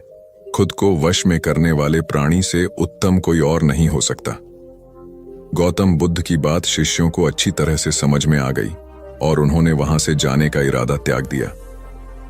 एक बार गौतम बुद्ध से अभय राजकुमार ने प्रश्न किया कि क्या श्रवण गौतम कभी कठोर वचन कहते हैं?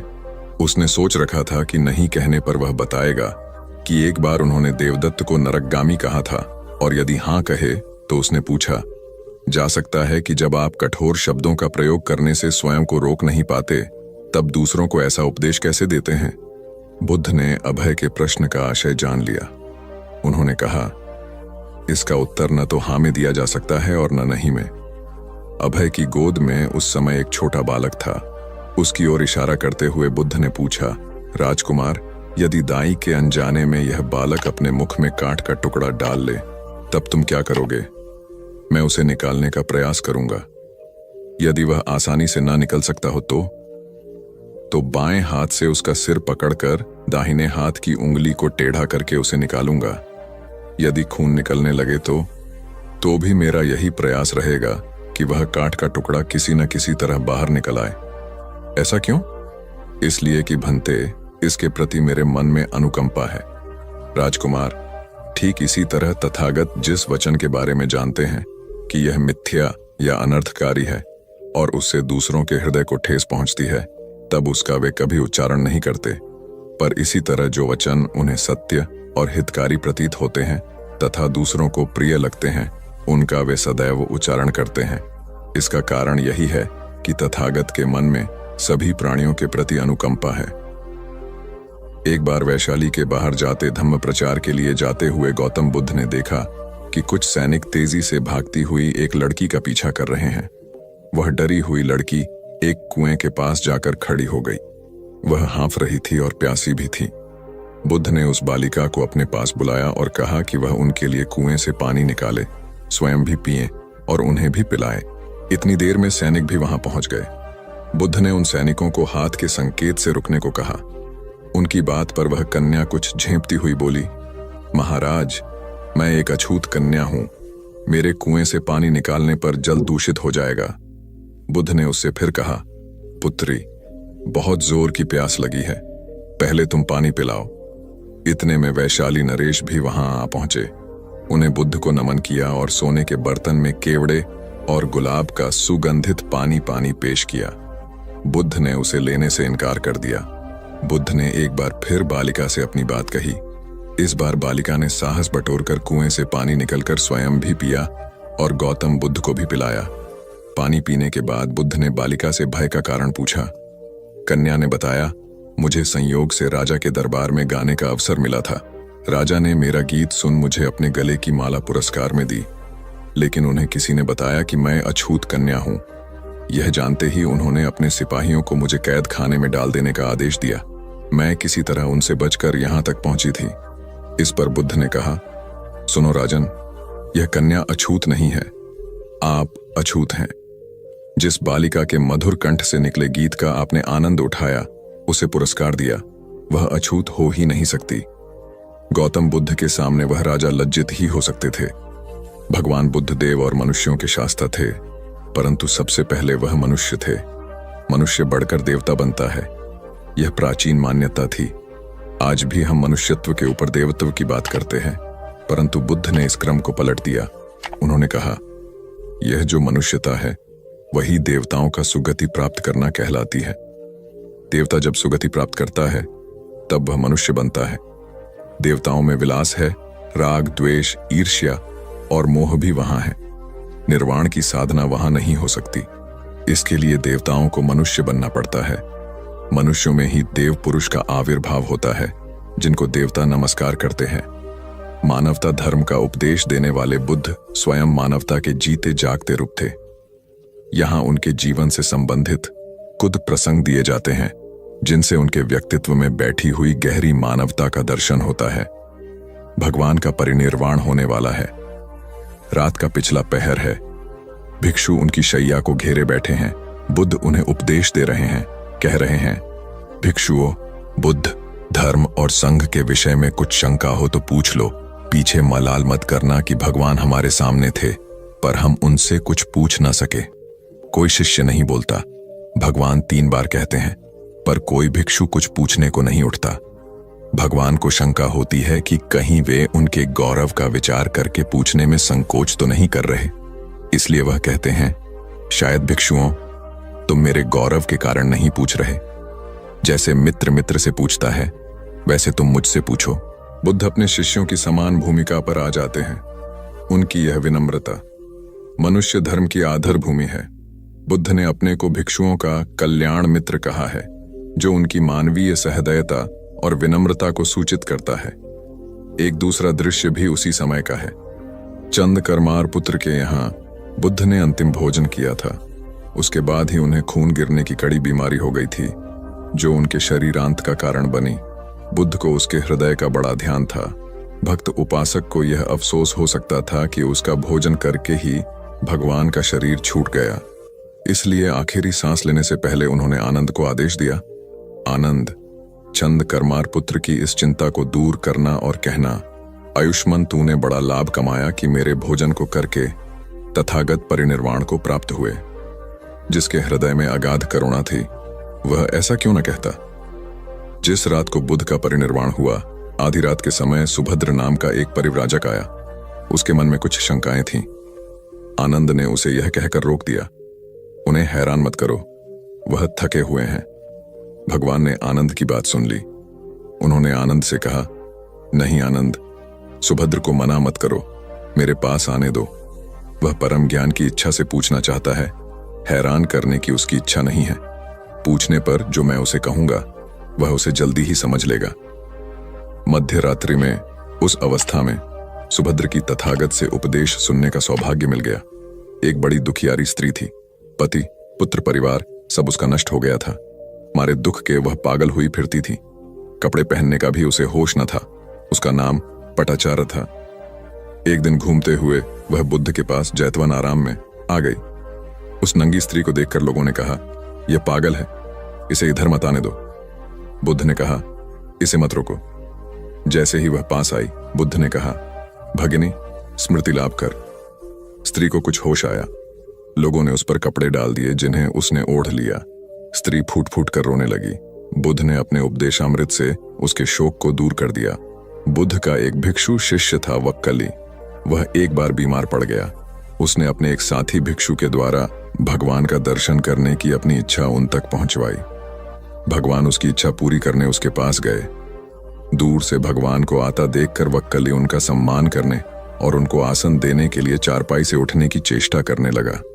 भगवान ने उसे यह कहकर रोक दिया कि अलग आसन तैयार है, उसके हिलने डुलने की आवश्यकता नहीं है, और वह बिछे आसन पर बैठ गए। वक्कली ने उसकी वंदना करते हुए कहा, आपके दर्शन की मेरी बड़ी इच्छा थी, आपने कृपा करके उसे पूरा कर दिया। बुद्ध ने कोमल स्वर में कहा, वक्कली शांत हो जा, तेरी जैसी गंदी काया है वैसी ही मेरी है। वक्कली, इस गंदी काया को देखने से क्या लाभ? जो धर्म को देखता है वह मुझे देखता है, जो मुझे देखता है वह धर्म को देखता है।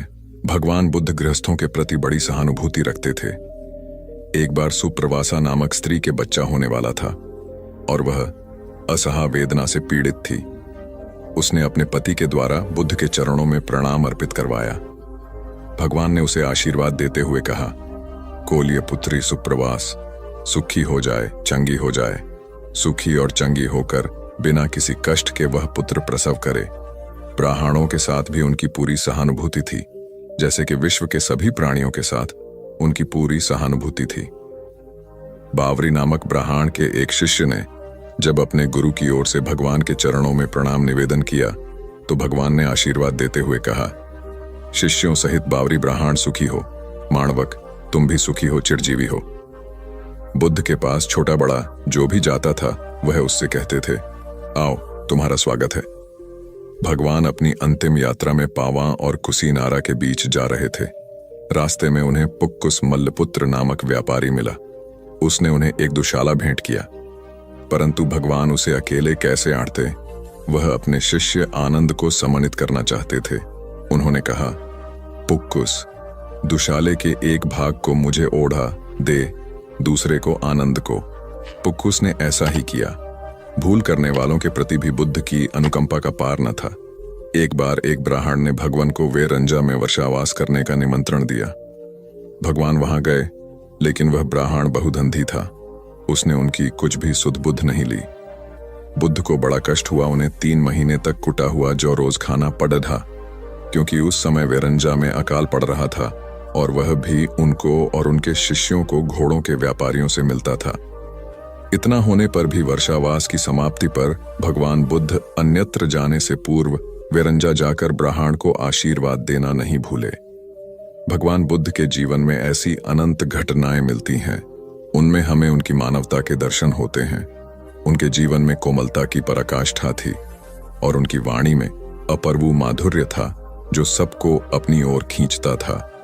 उनके मुंह से क्रोध भरा शब्द कभी नहीं निकलता था।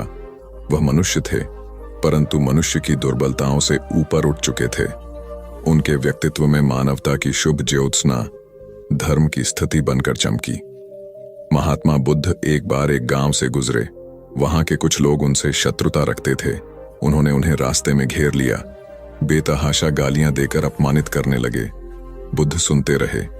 जब वे थक गए तो बोले, आपकी बात पूरी हो गई हो तो मैं जाऊं। वे लोग बड़े हैरान हुए। उन्होंने कहा, हमने तो तुम्हें गालियां दी, तुम क्रोध क्यों नहीं करते? बुद्ध बोले, तुमने देर कर दी। अगर 10 साल पहले आए होते तो मैं भी तुम्हें गालियां देता। तुम बेशक मुझे गालियां दो, लेकिन मैं अब गालियां लेने में असमर्थ हूं। सिर्फ देने से नहीं होता, लेने वाला भी तो चाहिए। जब मैं पहले गांव से निकला था तो वहां के लोग भेंट करने मिठाइयां लाए थे, लेकिन मैंने नहीं ली क्योंकि मेरा पेट भरा था। वे उन्हें वापस ले गए। बुद्ध ने थोड़ा रुककर कहा, जो लोग मिठाइयां ले गए उन्होंने मिठाइयों का क्या किया होगा? एक व्यक्ति बोला, अपने बच्चों, परिवार और चाहने वालों में बांटी होंगी। बुद्ध बोले, तुम जो गालियां लाए हो उन्हें मैंने नहीं लिया। क्या तुम इन्हें भी अपने परिवार और चाहने वालों में बांटोगे? बुद्ध के सारे विरोधी शर्मिंदा हुए और वे बुद्ध के शिष्य बन गए। एक बार महात्मा बुद्ध किसी गांव में गए। वहां एक स्त्री ने उनसे पूछा कि आप तो किसी राजकुमार की तरह दिखते हैं, आपने युवावस्था में गेरुआ वस्त्र क्यों धारण किया है? बुद्ध ने उत्तर दिया कि मैंने 3 प्रश्नों के हल ढूंढने के लिए संन्यास लिया है। बुद्ध ने कहा, हमारा शरीर युवा और आकर्षक है, लेकिन यह वृद्ध होगा, फिर बीमार होगा और अंत में यह मृत्यु को प्राप्त हो जाएगा। मुझे वृद्धावस्था, बीमारी और मृत्यु के कारण का ज्ञान प्राप्त करना है। बुद्ध की बात सुनकर स्त्री बहुत प्रभावित हो गई और उसने उन्हें भोजन के लिए आमंत्रित किया। जैसे ही ये बात गांव के लोगों को मालूम हुई तो सभी ने बुद्ध से कहा कि वे उस स्त्री के यहां न जाएं, क्योंकि वह स्त्री चरित्रहीन है। बुद्ध ने गांव के सरपंच से पूछा कि क्या यह बात सही है। सरपंच ने भी गांव के लोगों की बात में सहमति जताई। तब बुद्ध ने सरपंच का एक हाथ पकड़कर कहा कि अब ताली बजाकर दिखाओ। इस पर सरपंच ने कहा कि यह असंभव है, एक हाथ से ताली नहीं बज सकती। बुद्ध ने कहा कि ठीक इसी प्रकार कोई स्त्री अकेले ही चरित्रहीन नहीं हो सकती है। यदि इस गांव के पुरुष चरित्रहीन नहीं होते तो वह स्त्री भी चरित्रहीन नहीं होती। गांव के सभी पुरुष बुद्ध की ये बात सुनकर शर्मिंदा हो गए। भगवान गौतम बुद्ध अपने शिष्यों को किसी न किसी माध्यम से शिक्षा देते रहते थे। एक बार महात्मा बुद्ध जब अपने शिष्यों को शिक्षा दे रहे थे तो उन्होंने हाथ में एक रस्सी पकड़कर उसमें बहुत सी गांठें दी। उसके पश्चात महात्मा बुद्ध ने वहां पर उपस्थित शिष्यों से प्रसन्न पूछा, क्या यह रस्सी वैसी ही है जैसी गांठें लगाने से पहले थी? एक शिष्य ने महात्मा बुद्ध के प्रश्न का उत्तर दिया। वह कहने लगा कि गुरुजी, एक दृष्टिकोण से देखें तो यह रस्सी वैसी ही है जैसी पहले थी, लेकिन अगर दूसरे दृष्टिकोण से देखें तो रस्सी में 3 गांठें पड़ चुकी हैं। इसलिए देखने में इसका स्वरूप कुछ बदल चुका है, लेकिन एक सत्य यह भी है कि बाहर से देखने पर चाहे इसका स्वरूप बदल चुका है, लेकिन भीतर से इसके बुनियादी रूप से यह पहले के जैसी ही है। शिष्य का उत्तर सुनकर महात्मा बुद्ध संतुष्ट हो गए। उसके पश्चात महात्मा बुद्ध ने कहा, मैं रस्सी की इन गांठों को खोल देता हूं। महात्मा बुद्ध रस्सी के दोनों सिरों को पूरी ताकत से खींचने लगे। फिर उन्होंने शिष्यों से प्रश्न किया कि क्या इससे गांठें खुल जाएंगी? इस शिष्य ने तुरंत उत्तर दिया, नहीं नहीं, इससे तो गांठें और अधिक कस जाएंगी। यह सुनकर महात्मा बुद्ध ने पुनः एक प्रश्न किया, इन गांठों को खोलने का क्या समाधान होना चाहिए? शिष्य तुरंत बोला, गुरुजी, हमें इन गांठों को ध्यान से देखना चाहिए कि इसकी गांठें कैसे लगाई गई हैं। उसके पश्चात इनको खोलने का प्रयत्न करना चाहिए। शिष्य का उत्तर सुनकर महात्मा बुद्ध मुस्कुराते हुए बोले कि जीवन का यही सूत्र मैं आप लोगों को समझाना चाहता हूं। आप जीवन में जब कभी भी किसी समस्या में फंसे तो सबसे पहले उस समस्या का कारण ढूंढें और फिर उसका निवारण करें। व्यवहारिक जीवन में लोग समस्या का कारण जाने बिना ही उसका समाधान ढूंढने की कोशिश करते हैं, जिस कारण उनको उचित परिणाम नहीं मिल पाता। महात्मा बुद्ध शिष्य को कहने लगे कि बहुत से लोग मुझसे पूछते हैं कि आपने क्रोध को कैसे समाप्त करें, लेकिन कभी किसी ने यह नहीं पूछा कि मुझे क्रोध क्यों आता है। ऐसे ही लोग मुझसे पूछते हैं कि अहंकार को कैसे समाप्त करूं, लेकिन कोई यह जानने की कोशिश नहीं करता कि आखिर अहंकार का बीज उनके अंदर कैसे उत्पन्न हुआ। जैसे रस्सी में गांठें लगाने के बाद भी उसका वास्तविक स्वरूप नहीं बदलता, वैसे ही व्यक्ति में चाहे जैसे भी अवगुण पैदा हो जाए, उसके अंदर की अच्छाई कभी समाप्त नहीं होती। जैसे हम धैर्य से रस्सी की गांठों को ध्यान से देखकर खोल सकते हैं, वैसे ही जीवन में आने वाले विकारों और समस्याओं का हल हम ढूंढ सकते हैं।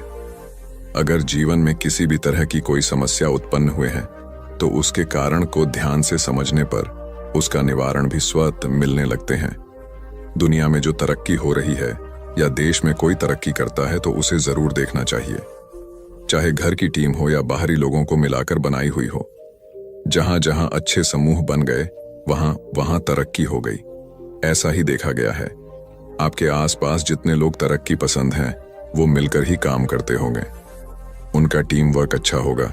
एक परिवार था, वो गरीब था, खाने को कुछ नहीं था। काफी सोचा कि काम मिले, मगर काम नहीं मिला। 2 बच्चे थे, बीबी थी। एक दिन उन्हें विचार आया कि इस गांव में काम मिलना मुश्किल है, चलो कहीं और चलते हैं।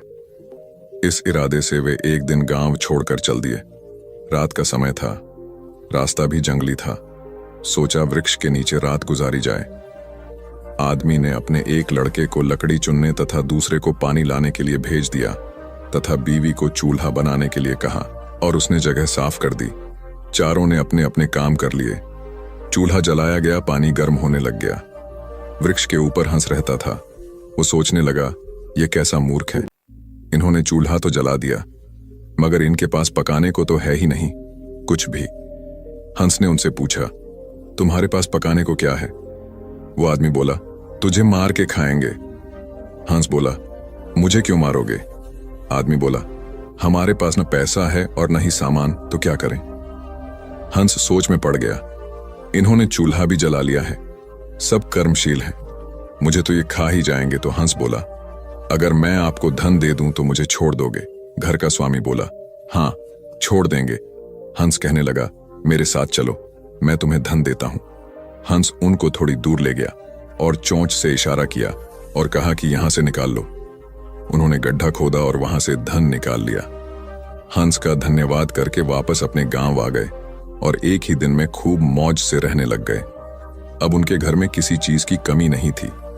पड़ोसी ने देखा कि इस परिवार के पास ऐसी कौन सी चीज आ गई जो इनके पास इतना कुछ आ गया। उसने छोटे लड़के को बुलाकर सारी बात पूछ ली कि पैसा कहां से आया है। उनके भी 2 बच्चे थे, उन्होंने भी ऐसी योजना बनाई और चल दिए। उन्होंने उसी वृक्ष के नीचे डेरा लगा लिया। आदमी ने अपने बड़े लड़के को कहा, लकड़ी लाओ तथा छोटे लड़के को पानी लाने के लिए कहा, परंतु दोनों आनाकानी करने लगे। बीबी ने भी कहा कि मैं थक चुकी हूं, जैसे जैसे पानी लकड़ी इकट्ठी हो गई और पानी गर्म होने लगा, हंस फिर आया और बोला, तुम्हारे पास खाने को तो नहीं है तो फिर पानी गर्म कर रहे हो। आदमी बोला, तुझे मारकर खाएंगे। हंस मुस्कुरा उठा और बोला, मारने वाले तो 3 दिन पहले आए थे, तुम अपना समय खराब मत करो, घर जाओ, तुम मुझे क्या मरोगे, तुम तो आपस में ही लड़ रहे हो। जिन्होंने दूसरों को जितना होता है वे खुद नहीं लड़ते। संसार का नियम भी ऐसा ही है। जिन लोगों ने तरक्की करनी है वे मिलकर चलते हैं, और आज भी संसार में उनका ही बोल बाला है। जो आपसी तालमेल में रहते हैं वे ही समाज रूपी हंस को जीत सकते हैं। एक बार अकबर ने बीरबल से कहा, मुझे परमात्मा दिखा दो। राजा का हुक्म था। बीरबल बहुत परेशान था कि परमात्मा को कैसे राजा को दिखाए। इसी विचार को लेकर बीरबल छुट्टी पर चला गया और उदास रहने लगा। एक दिन परिवार में चर्चा हुई। उदासी का कारण पूछा गया तो बीरबल ने बता दिया कि राजा ईश्वर के दर्शन करना चाहते हैं। बीरबल का बेटा बोला, कल सुबह मुझे आप साथ ले जाएं, मैं अपने आप राजा को दर्शन करा दूंगा। दूसरे दिन सुबह बीरबल और लड़का दरबार में पहुंचे और राजा को कहा, मेरा लड़का आपके प्रश्न के उत्तर का समाधान करेगा। राजा ने सोचा, यह लड़का क्या समाधान करेगा? लड़का बोला, इस वक्त मैं आपका गुरु हूं, मुझे उचित स्थान दिया जाए। राजा ने सोचा, बात तो ठीक कह रहा है, मैंने तो प्रश्न किया है, समाधान करने वाला गुरु समान होता है। राजा ने लड़के के लिए अपने साथ थोड़ा ऊंचा स्थान दिया। लड़का बोला, महाराज एक दूध का कटोरा मंगाओ। राजा ने दूध का कटोरा मंगाया। लड़का बोला, महाराज इस दूध में घी है। राजा बोला, हाँ है। लड़का बोला, पहले मुझे आप उसका दर्शन कराओ। राजा बोला, तू मूर्ख है, घी के दर्शन ऐसे थोड़े होते हैं। पहले दूध को गर्म करना पड़ता है, फिर उसकी दही जमाना पड़ता है, फिर उसको मघानी में रिड़का जाता है, फिर मक्खन निकलता है, फिर उसे गर्म गर्म कढ़ाई में डाला जाता है, फिर उसकी मैल निकाली जाती है, तब जाकर घी के दर्शन होते हैं। ऐसे ही थोड़े दर्शन होते हैं। लड़का बोला, यही उत्तर है आपके प्रश्न का। पहले इंसान को तपना पड़ता है, फिर उसको जमना पड़ता है, फिर उसको साधना करनी पड़ती है, फिर उसको ज्ञान की अग्नि में तपना होता है, फिर उस ईश्वर के दर्शन होते हैं। अकबर समझ गया और बोला, तू वाकई ही मेरा गुरु है। ईश्वर को जानने के लिए बहुत कुछ करना पड़ता है। वैसे हर आत्मा में ईश्वर का अंश है और उसी को ईश्वर का रूप समझना चाहिए, तभी सुख की प्राप्ति होती है। यह भी संसार का एक नियम है। एक बालक अभी पूरे 2 साल का भी नहीं हुआ था कि उसके पिता की मृत्यु हो गई। ऐसी कठिन परिस्थिति में उसकी मां उसे लेकर अपने मायके में रहने लगी। सभी उसे नन्हा कहकर पुकारते थे। छोटे से कद का बालक शारीरिक रूप से दुर्बल था, किंतु मानसिक रूप से अत्यंत मेधावी।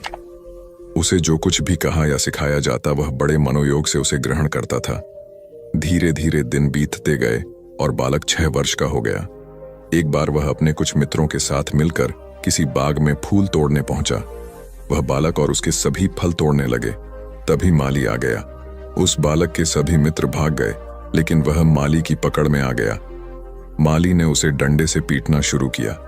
नन्हा मार खाता रहा और फिर धीमी आवाज में माली से बोला, मेरे पिता इस दुनिया में नहीं है, इसलिए तुम मुझे इस तरह मार रहे हो। बालक की बात सुनकर माली का हाथ रुक गया। माली शांत होकर बोला, बेटा, तुम्हारे पिता के न होने से तुम्हारी जिम्मेवारी और अधिक बढ़ जाती है कि तुम कोई गलत काम नहीं करो।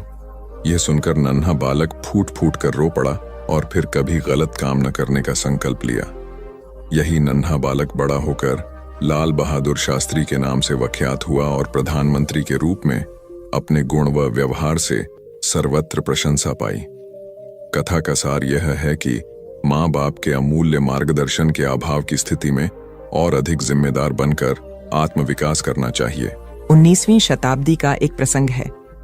मेदिनीपुर जिले के वीर सिंह नामक गांव में एक माँ अपने पुत्र के साथ रहती थी। माँ का रहन सहन अत्यंत सादा था और विचार अति उच्च। अपने पुत्र को वह सदा सुसंस्कारों की शिक्षा देती थी। पुत्र भी माँ का आज्ञाकारी था। माँ बहुत संघर्ष कर पुत्र का पालन पोषण कर रही थी। पुत्र अपनी माँ के कष्टों को देखता समझता था और इसी वजह से उसके मन में यह भावना थी कि बड़ा होकर अपनी माँ को सभी प्रकार के सुख दूं। एक दिन पुत्र ने माँ से कहा, मेरी बहुत इच्छा है कि तुम्हारे लिए कुछ गहने बनवाऊं, तुम्हारे पास एक भी गहना नहीं है। ये सुनकर माँ बोली, बेटा, मुझे बहुत दिनों से 3 प्रकार के गहनों की इच्छा है। पुत्र ने पूछा, वे कौन से गहने हैं? माँ ने उत्तर दिया, बेटा इस गांव में स्कूल नहीं है, तुम एक अच्छा स्कूल बनवाना, एक दवाखाना खुलवाना, गरीब और अनाथ बच्चों के रहने और भोजन की व्यवस्था करवाना, यही मेरे लिए गहनों के समान होगा। माँ की बात सुनकर पुत्र रो पड़ा। वह पुत्र था पंडित ईश्वर चंद्र विद्यासागर और माँ थी भगवती देवी।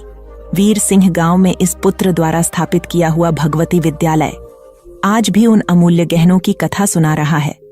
कथा का सार यह है कि स्वयं की सज्जा से अधिक समाज को संवारने की कामना ही मनुष्य को मनुष्यत्व प्रदान करती है, और ऐसी मनुष्यता से भरा समाज एक सुसंस्कृत राष्ट्र की परिकल्पना को साकार करता है।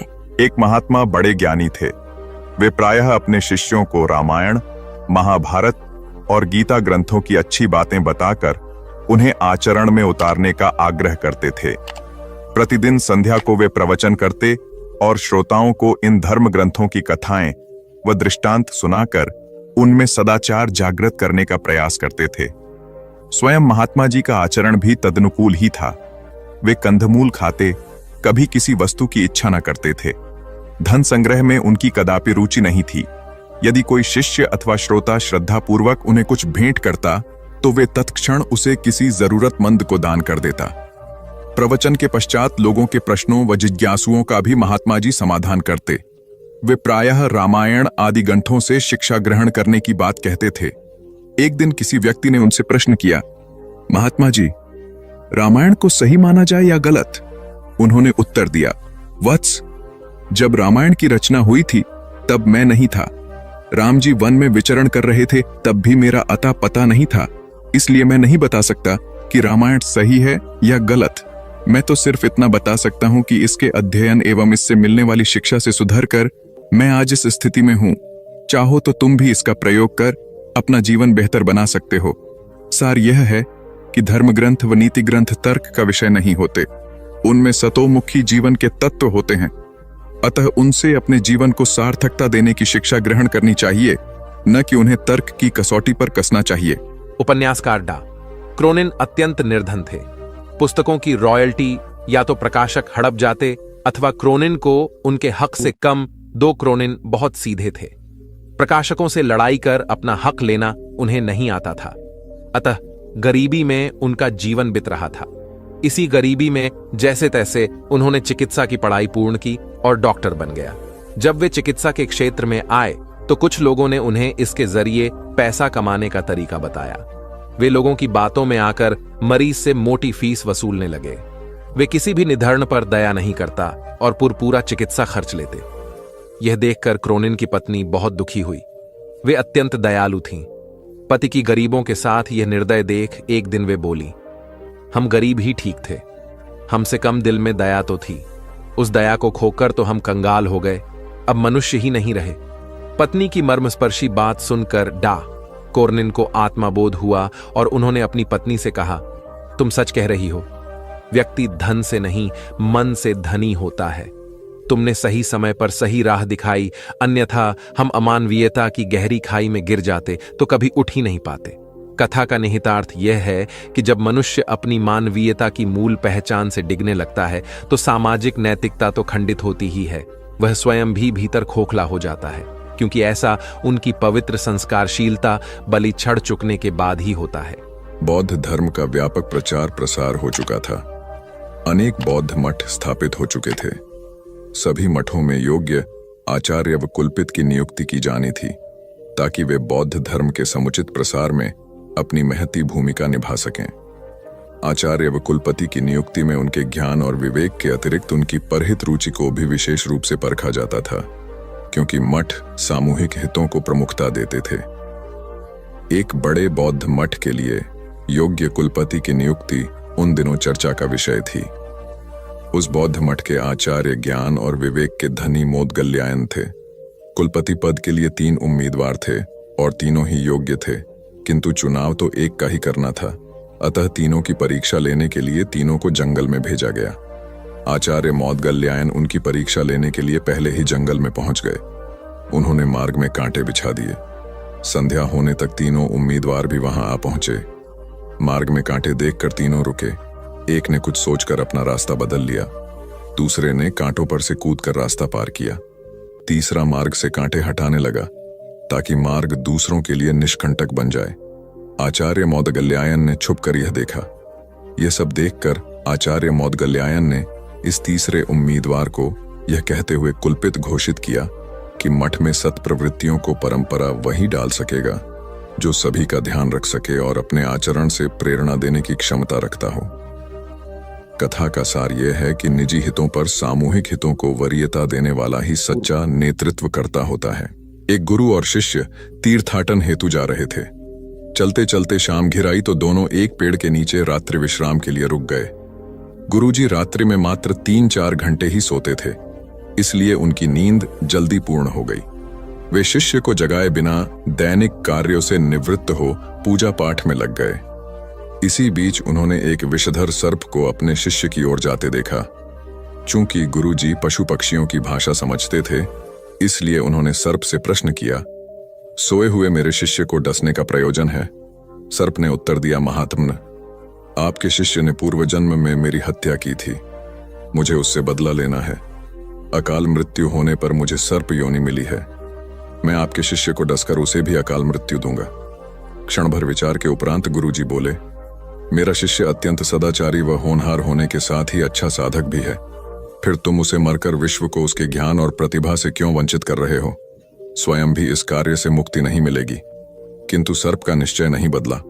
तब गुरुजी ने एक प्रस्ताव को रखते हुए कहा, मेरे शिष्य की साधना अभी अधूरी है, उसे अभी इस क्षेत्र में बहुत कुछ करना है, जबकि मेरे लक्ष्य पूर्ण हो चुके हैं।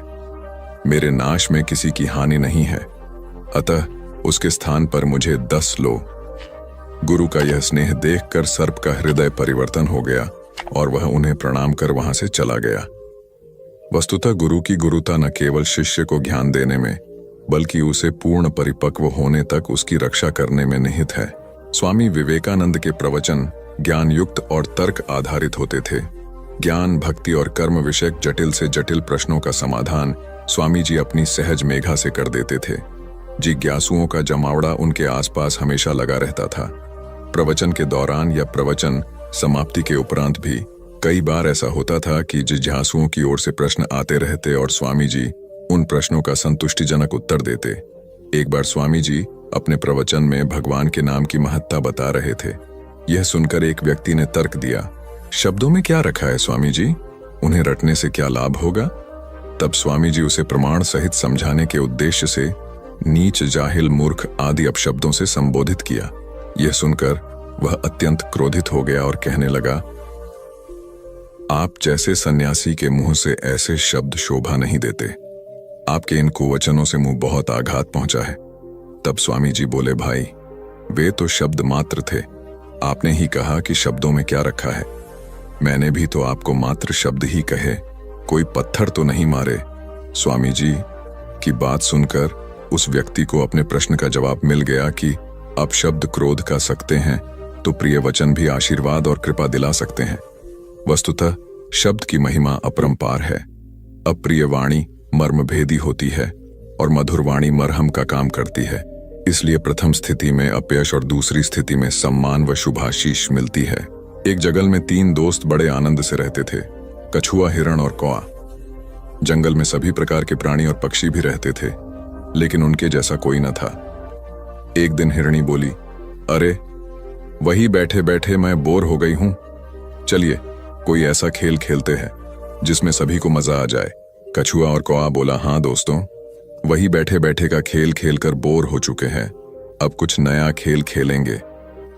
कौवे को हिरण बोली, ठीक है, तो तुम एक बड़े से पेड़ पर बैठकर आंखें बंद करके 10 तक गिनती करो और हम दोनों छुपेंगे। उसके बाद तुम हमें ढूंढना। ढूंढने पर जो भी पहला मित्र दिखेगा वो तुम्हारी जगह पर 10 तक गिनती करेगा और तुम छुप जाना। कौआ गिनती करने लगा, हिरण और कछुआ छुपने लगे। इसी तरह खेल चलता रहा। जब खेल खेलकर तीनों मित्र थक गए, तब एक जगह बैठकर बातें करने लगे। उतने में एक शिकारी वहां से गुजर रहा था। तभी उसकी नजर हिरण, कौआ और कछुए पर पड़ी। शिकारी ने जैसे ही तीनों मित्रों को देखा, उन्हें पकड़ने के लिए दौड़ा। खतरे का आभास होते ही हिरण और कौआ रफू चक्कर हो गए, यानी कि वहां से भाग गए। कछुए को आभास हुआ पनरतु कछुए की चाल धीरे होने के कारण शिकारी के हाथ लग गया और शिकारी उसे अपने कपड़े में बांधकर ले जाने लगा। शिकारी मन ही मन खुश हो गया। हिरण नहीं तो कछुआ ही सही, रात का तो प्रबंध हो गया, यह कहकर वहां से जाने लगा। उधर हिरण और कौआ अपने मित्र को ऐसे शिकारी के कैद में देखकर दुखी होने लगे। तभी शिकारी भोजन में कछुए को खाने वाला है। यह सुनकर हिरण और कौवे ने एक योजना बनाई। कौवे ने हिरण को कहा कि जैसे ही शिकारी यहां से जब जाने लगेगा तब तुम उसके सामने जाना। जब शिकारी तुम्हें देखेगा तो अपनी पोटली जमीन पर रखकर तुम्हें पकड़ने के लिए जैसे ही दौड़ेगा, मैं जमीन पर रखी हुई पोटली पकड़कर उड़ जाऊंगा और तुम वहां से भाग जाना। जैसे ही शिकारी वहां से जाने लगा, हिरनी उसके सामने आ गई। शिकारी ने हिरनी को पकड़ने के लिए पोटली जैसे ही जमीन पर रखी, कौआ अपनी चोंच में पोटली पकड़कर उड़ गया। शिकारी हिरण को पकड़ने के लिए दौड़ा और पीछे मुड़कर देखा, कौआ पोटली चोंच में पकड़कर उड़ रहा था और इधर हिरण पलक झपटे ही भाग गई। शिकारी निराश होकर घर लौट गया। कौवे ने पोटली को महफूज जगह पर रखा और कछुए को शिकारी के चंगुल से आजाद कराया और तीनों मित्र आनंद से रहने लगे। इससे हमें यह सीख मिलती है कि असली दोस्ताना वही जो समय पर काम आए। एक किसान था जिसके 2 बेटे थे। वह बहुत ही आलसी और निकम्मे थे। वह अपने पिता को कामकाज में हाथ बटाने के बजाय आलस किया करते थे, इधर उधर घूमते फिरते थे। किसान को अपने बेटों की बहुत फिक्र थी। वह सोचते थे कि मेरे मरने के बाद इनका क्या होगा, ये अपना पेट कैसे भरेंगे, अपने परिवार को कैसे संभाल पाएंगे। एक दिन किसान की हालत बहुत ही गंभीर थी। कहने का मतलब किसान मरने की हालत में था। तभी किसान ने अपने दोनों बेटों को बुलाकर उनसे कहा कि हमारे खेत में एक खजाना गड़ा हुआ है, लेकिन वह किस जगह है उसकी जानकारी मुझे भी नहीं है, लेकिन खोदने के बाद तुम्हें वो खजाना मिल जाएगा। इतना कहकर किसान भगवान को प्यारे हो गए। खजाने की खबर सुनकर दोनों बेटों के मन में लालच आ गया और वो दोनों खेत पर चले गए और खेत को खोदने लगे। खजाने के लालच में कुछ ही दिनों में पूरे खेत को खोदने के बाद वह घर जाकर बैठ गए और वह अपने पिता को कोसने लगे। इसी तरह कुछ महीने बीत गए और वर्षा ऋतु का आगमन हुआ। किसान के बेटों के पास पेट भरने के लिए सिर्फ एक ही जरिया था, वो थी खेती। तब बाकी किसानों की तरह किसान के बेटों ने खेत में बीज बोने शुरू कर दिए। वर्षा का पानी पाकर वह बीज अंकुरित हुए और देखते ही देखते खेत लहराने लगे। ऐसा लग रहा था कि हवा के झोंके से लहरा रहे थे। यह देखकर किसान के बेटे बहुत खुश हो गए। उनको समझ आ गया कि परिश्रम ही सच्चा धन होता है और वो उसी तरह से अपने पिता के शब्दों का मोल भी समझ गए और अपने कामकाज में लग गए। यही कहानी आज हम सबकी भी है। मित्रों, इसी पेड़ की तरह हमारे माता पिता भी होते हैं। जब हम छोटे होते हैं तो उनके साथ खेलकर बड़े होते हैं और बड़े होकर उन्हें छोड़कर चले जाते हैं और तभी वापस आते हैं जब हमें कोई जरूरत होती है। धीरे धीरे ऐसे ही जीवन बीत जाता है। हमें पेड़ रूपी माता पिता की सेवा करनी चाहिए, ना कि सिर्फ उनसे फायदा लेना चाहिए। इस कहानी में हमें दिखाई देता है कि उस पेड़ के लिए वह बच्चा बहुत महत्वपूर्ण था और वह बच्चा बार बार जरूरत के अनुसार उस सेब के पेड़ का उपयोग करता था, ये सब जानते हुए भी कि वह उसका केवल उपयोग ही कर रहा है। इसी तरह आजकल हम भी हमारे माता पिता का जरूरत के अनुसार उपयोग करते हैं और बड़े होने पर उन्हें भूल जाते हैं। हमें हमेशा हमारे माता पिता की सेवा करनी चाहिए, उनका सम्मान करना चाहिए और हमेशा, भले ही हम कितने भी व्यस्त क्यों ना हो, उनके लिए थोड़ा समय तो भी निकलते रहना चाहिए। एक समय की बात है, एक बार गौतम बुद्ध अपने शिष्यों के साथ बैठे हुए थे। तभी वहां एक व्यक्ति आया जो बहुत क्रोध में था और गौतम बुद्ध के पास आकर बहुत भला बुरा कहने लगा। गौतम बुद्ध के शिष्यों को बहुत गुस्सा आया, पर गौतम बुद्ध एकदम शांत थे। वह व्यक्ति वहां से चला गया। फिर अगले दिन वह दोबारा आ गया और आज तो वह और भी ज्यादा गुस्से में था और गौतम बुद्ध को और भी बुरा कहने लगा। परंतु आज भी गौतम बुद्ध एकदम शांत थे और मुस्कुरा रहे थे, पर गौतम बुद्ध के शिष्यों को बहुत गुस्सा आया। वह व्यक्ति कुछ देर चिल्लाता रहा, फिर चला गया। अगले दिन वह व्यक्ति फिर आया और आज तो हद ही कर दी उसने। आकर गौतम बुद्ध को गाली देने लगा। गौतम बुद्ध के शिष्यों को बहुत गुस्सा आया, परंतु आज भी गौतम बुद्ध एकदम शांत थे। इतना कुछ चलता रहा और बुद्ध मुस्कुरा रहे थे। यह क्रम कुछ दिन चलता रहा। फिर उस व्यक्ति ने आना छोड़ दिया। तब उनके एक शिष्य ने पूछा, गुरुजी, आप चाहते तो पहले दिन ही उस व्यक्ति को भगा सकते थे, पर आपने ऐसा क्यों नहीं किया? तब गौतम बुद्ध ने बड़ी नम्रता से कहा, अगर कोई व्यक्ति हमें कोई उपहार दे और हम उसे लेने से मना कर दे तो वह व्यक्ति क्या करेगा? शिष्य ने कहा, वह व्यक्ति अपना उपहार लेकर लौट जाएगा। तब गौतम बुद्ध ने कहा, मैंने भी ऐसा ही किया। उस व्यक्ति ने मुझे उपशब्द रूपी उपहार दिया, मैंने उसे लेने से मना कर दिया, मतलब उस पर कोई भी प्रतिक्रिया नहीं दी, तो व्यक्ति अपने वह अपशब्द वापस लेकर लौट गया। एक व्यक्ति की 3 साल की बेटी थी। एक दिन उस व्यक्ति ने देखा कि उसकी बेटी उसके एक बहुत सुंदर और महंगे गोल्ड पैकिंग पेपर से एक बॉक्स को लपेट रही थी। ये देखकर उस व्यक्ति को बहुत गुस्सा आया है। उसने अपनी बेटी को बहुत डांटा, तुमने मेरे इतनी कीमती पेपर को बेकार कर दिया, वो भी बिना किसी मतलब के। तुम इसे अच्छे काम के लिए उपयोग करती तो अच्छा लगता, पर तुमने एक बेकार से डिब्बे को उसमें लपेट दिया। कुछ दिन बीते, दिवाली का दिन आया। उस व्यक्ति ने अपनी बेटी को गिफ्ट दिया। बेटी ने भी वही सुंदर सा गोल्डन बॉक्स पापा को दिया। उसके पापा पहले तो उसे देखकर बहुत खुश हुए, पर जैसे ही उन्होंने उस डिब्बे को खोला वह खाली था। यह देखकर उस व्यक्ति ने अपनी बेटी को घूरा और कहा, क्या तुम्हें इतना भी नहीं पता कि किसी को खाली डिब्बा नहीं देते? लड़की कुछ देर शांत रही, फिर बोली, पापा, यह डिब्बा खाली नहीं है, मैंने इसमें बहुत सारे किस आपके लिए रखे हैं। कभी कभी आप जल्दी ऑफिस चले जाते हैं और मैं सोती रह जाती हूं, तो आप इसमें से एक किस ले जा सकते हैं। बेटी की बात सुनकर उस व्यक्ति की आंख भर आई। एक गांव में एक लड़का रहता था। उसके घर की आर्थिक स्थिति ठीक नहीं थी। उसके मन में विचार आया, किसी बड़े शहर में जाकर वह नौकरी करे। वह कलकत्ता गया और नौकरी ढूंढने लगा। बहुत खोज के बाद उसे एक सेठ के घर में नौकरी मिल गई। नौकरी 6 आने रोज की थी। काम था सेठ को रोज 6 घंटे अखबार और किताब पढ़कर सुनाना। लड़के को नौकरी की जरूरत थी तो उसने वह नौकरी स्वीकार कर ली। एक दिन की बात है, लड़के को दुकान के कोने में 100 के 8 नोट पड़े मिले। उसने चुपचाप उन्हें अखबार और किताबों से ढक दिया।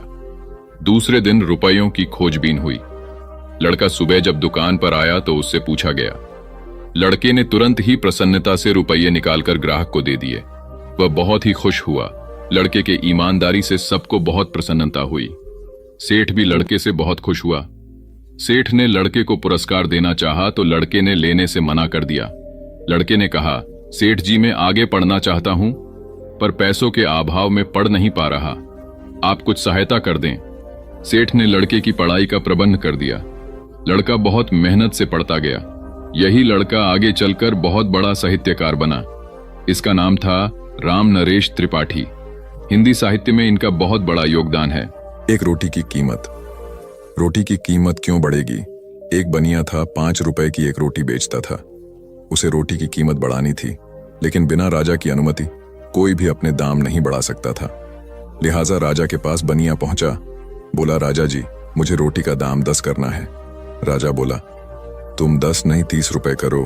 बनिया बोला, महाराज, इससे तो हाहाकार मच जाएगा।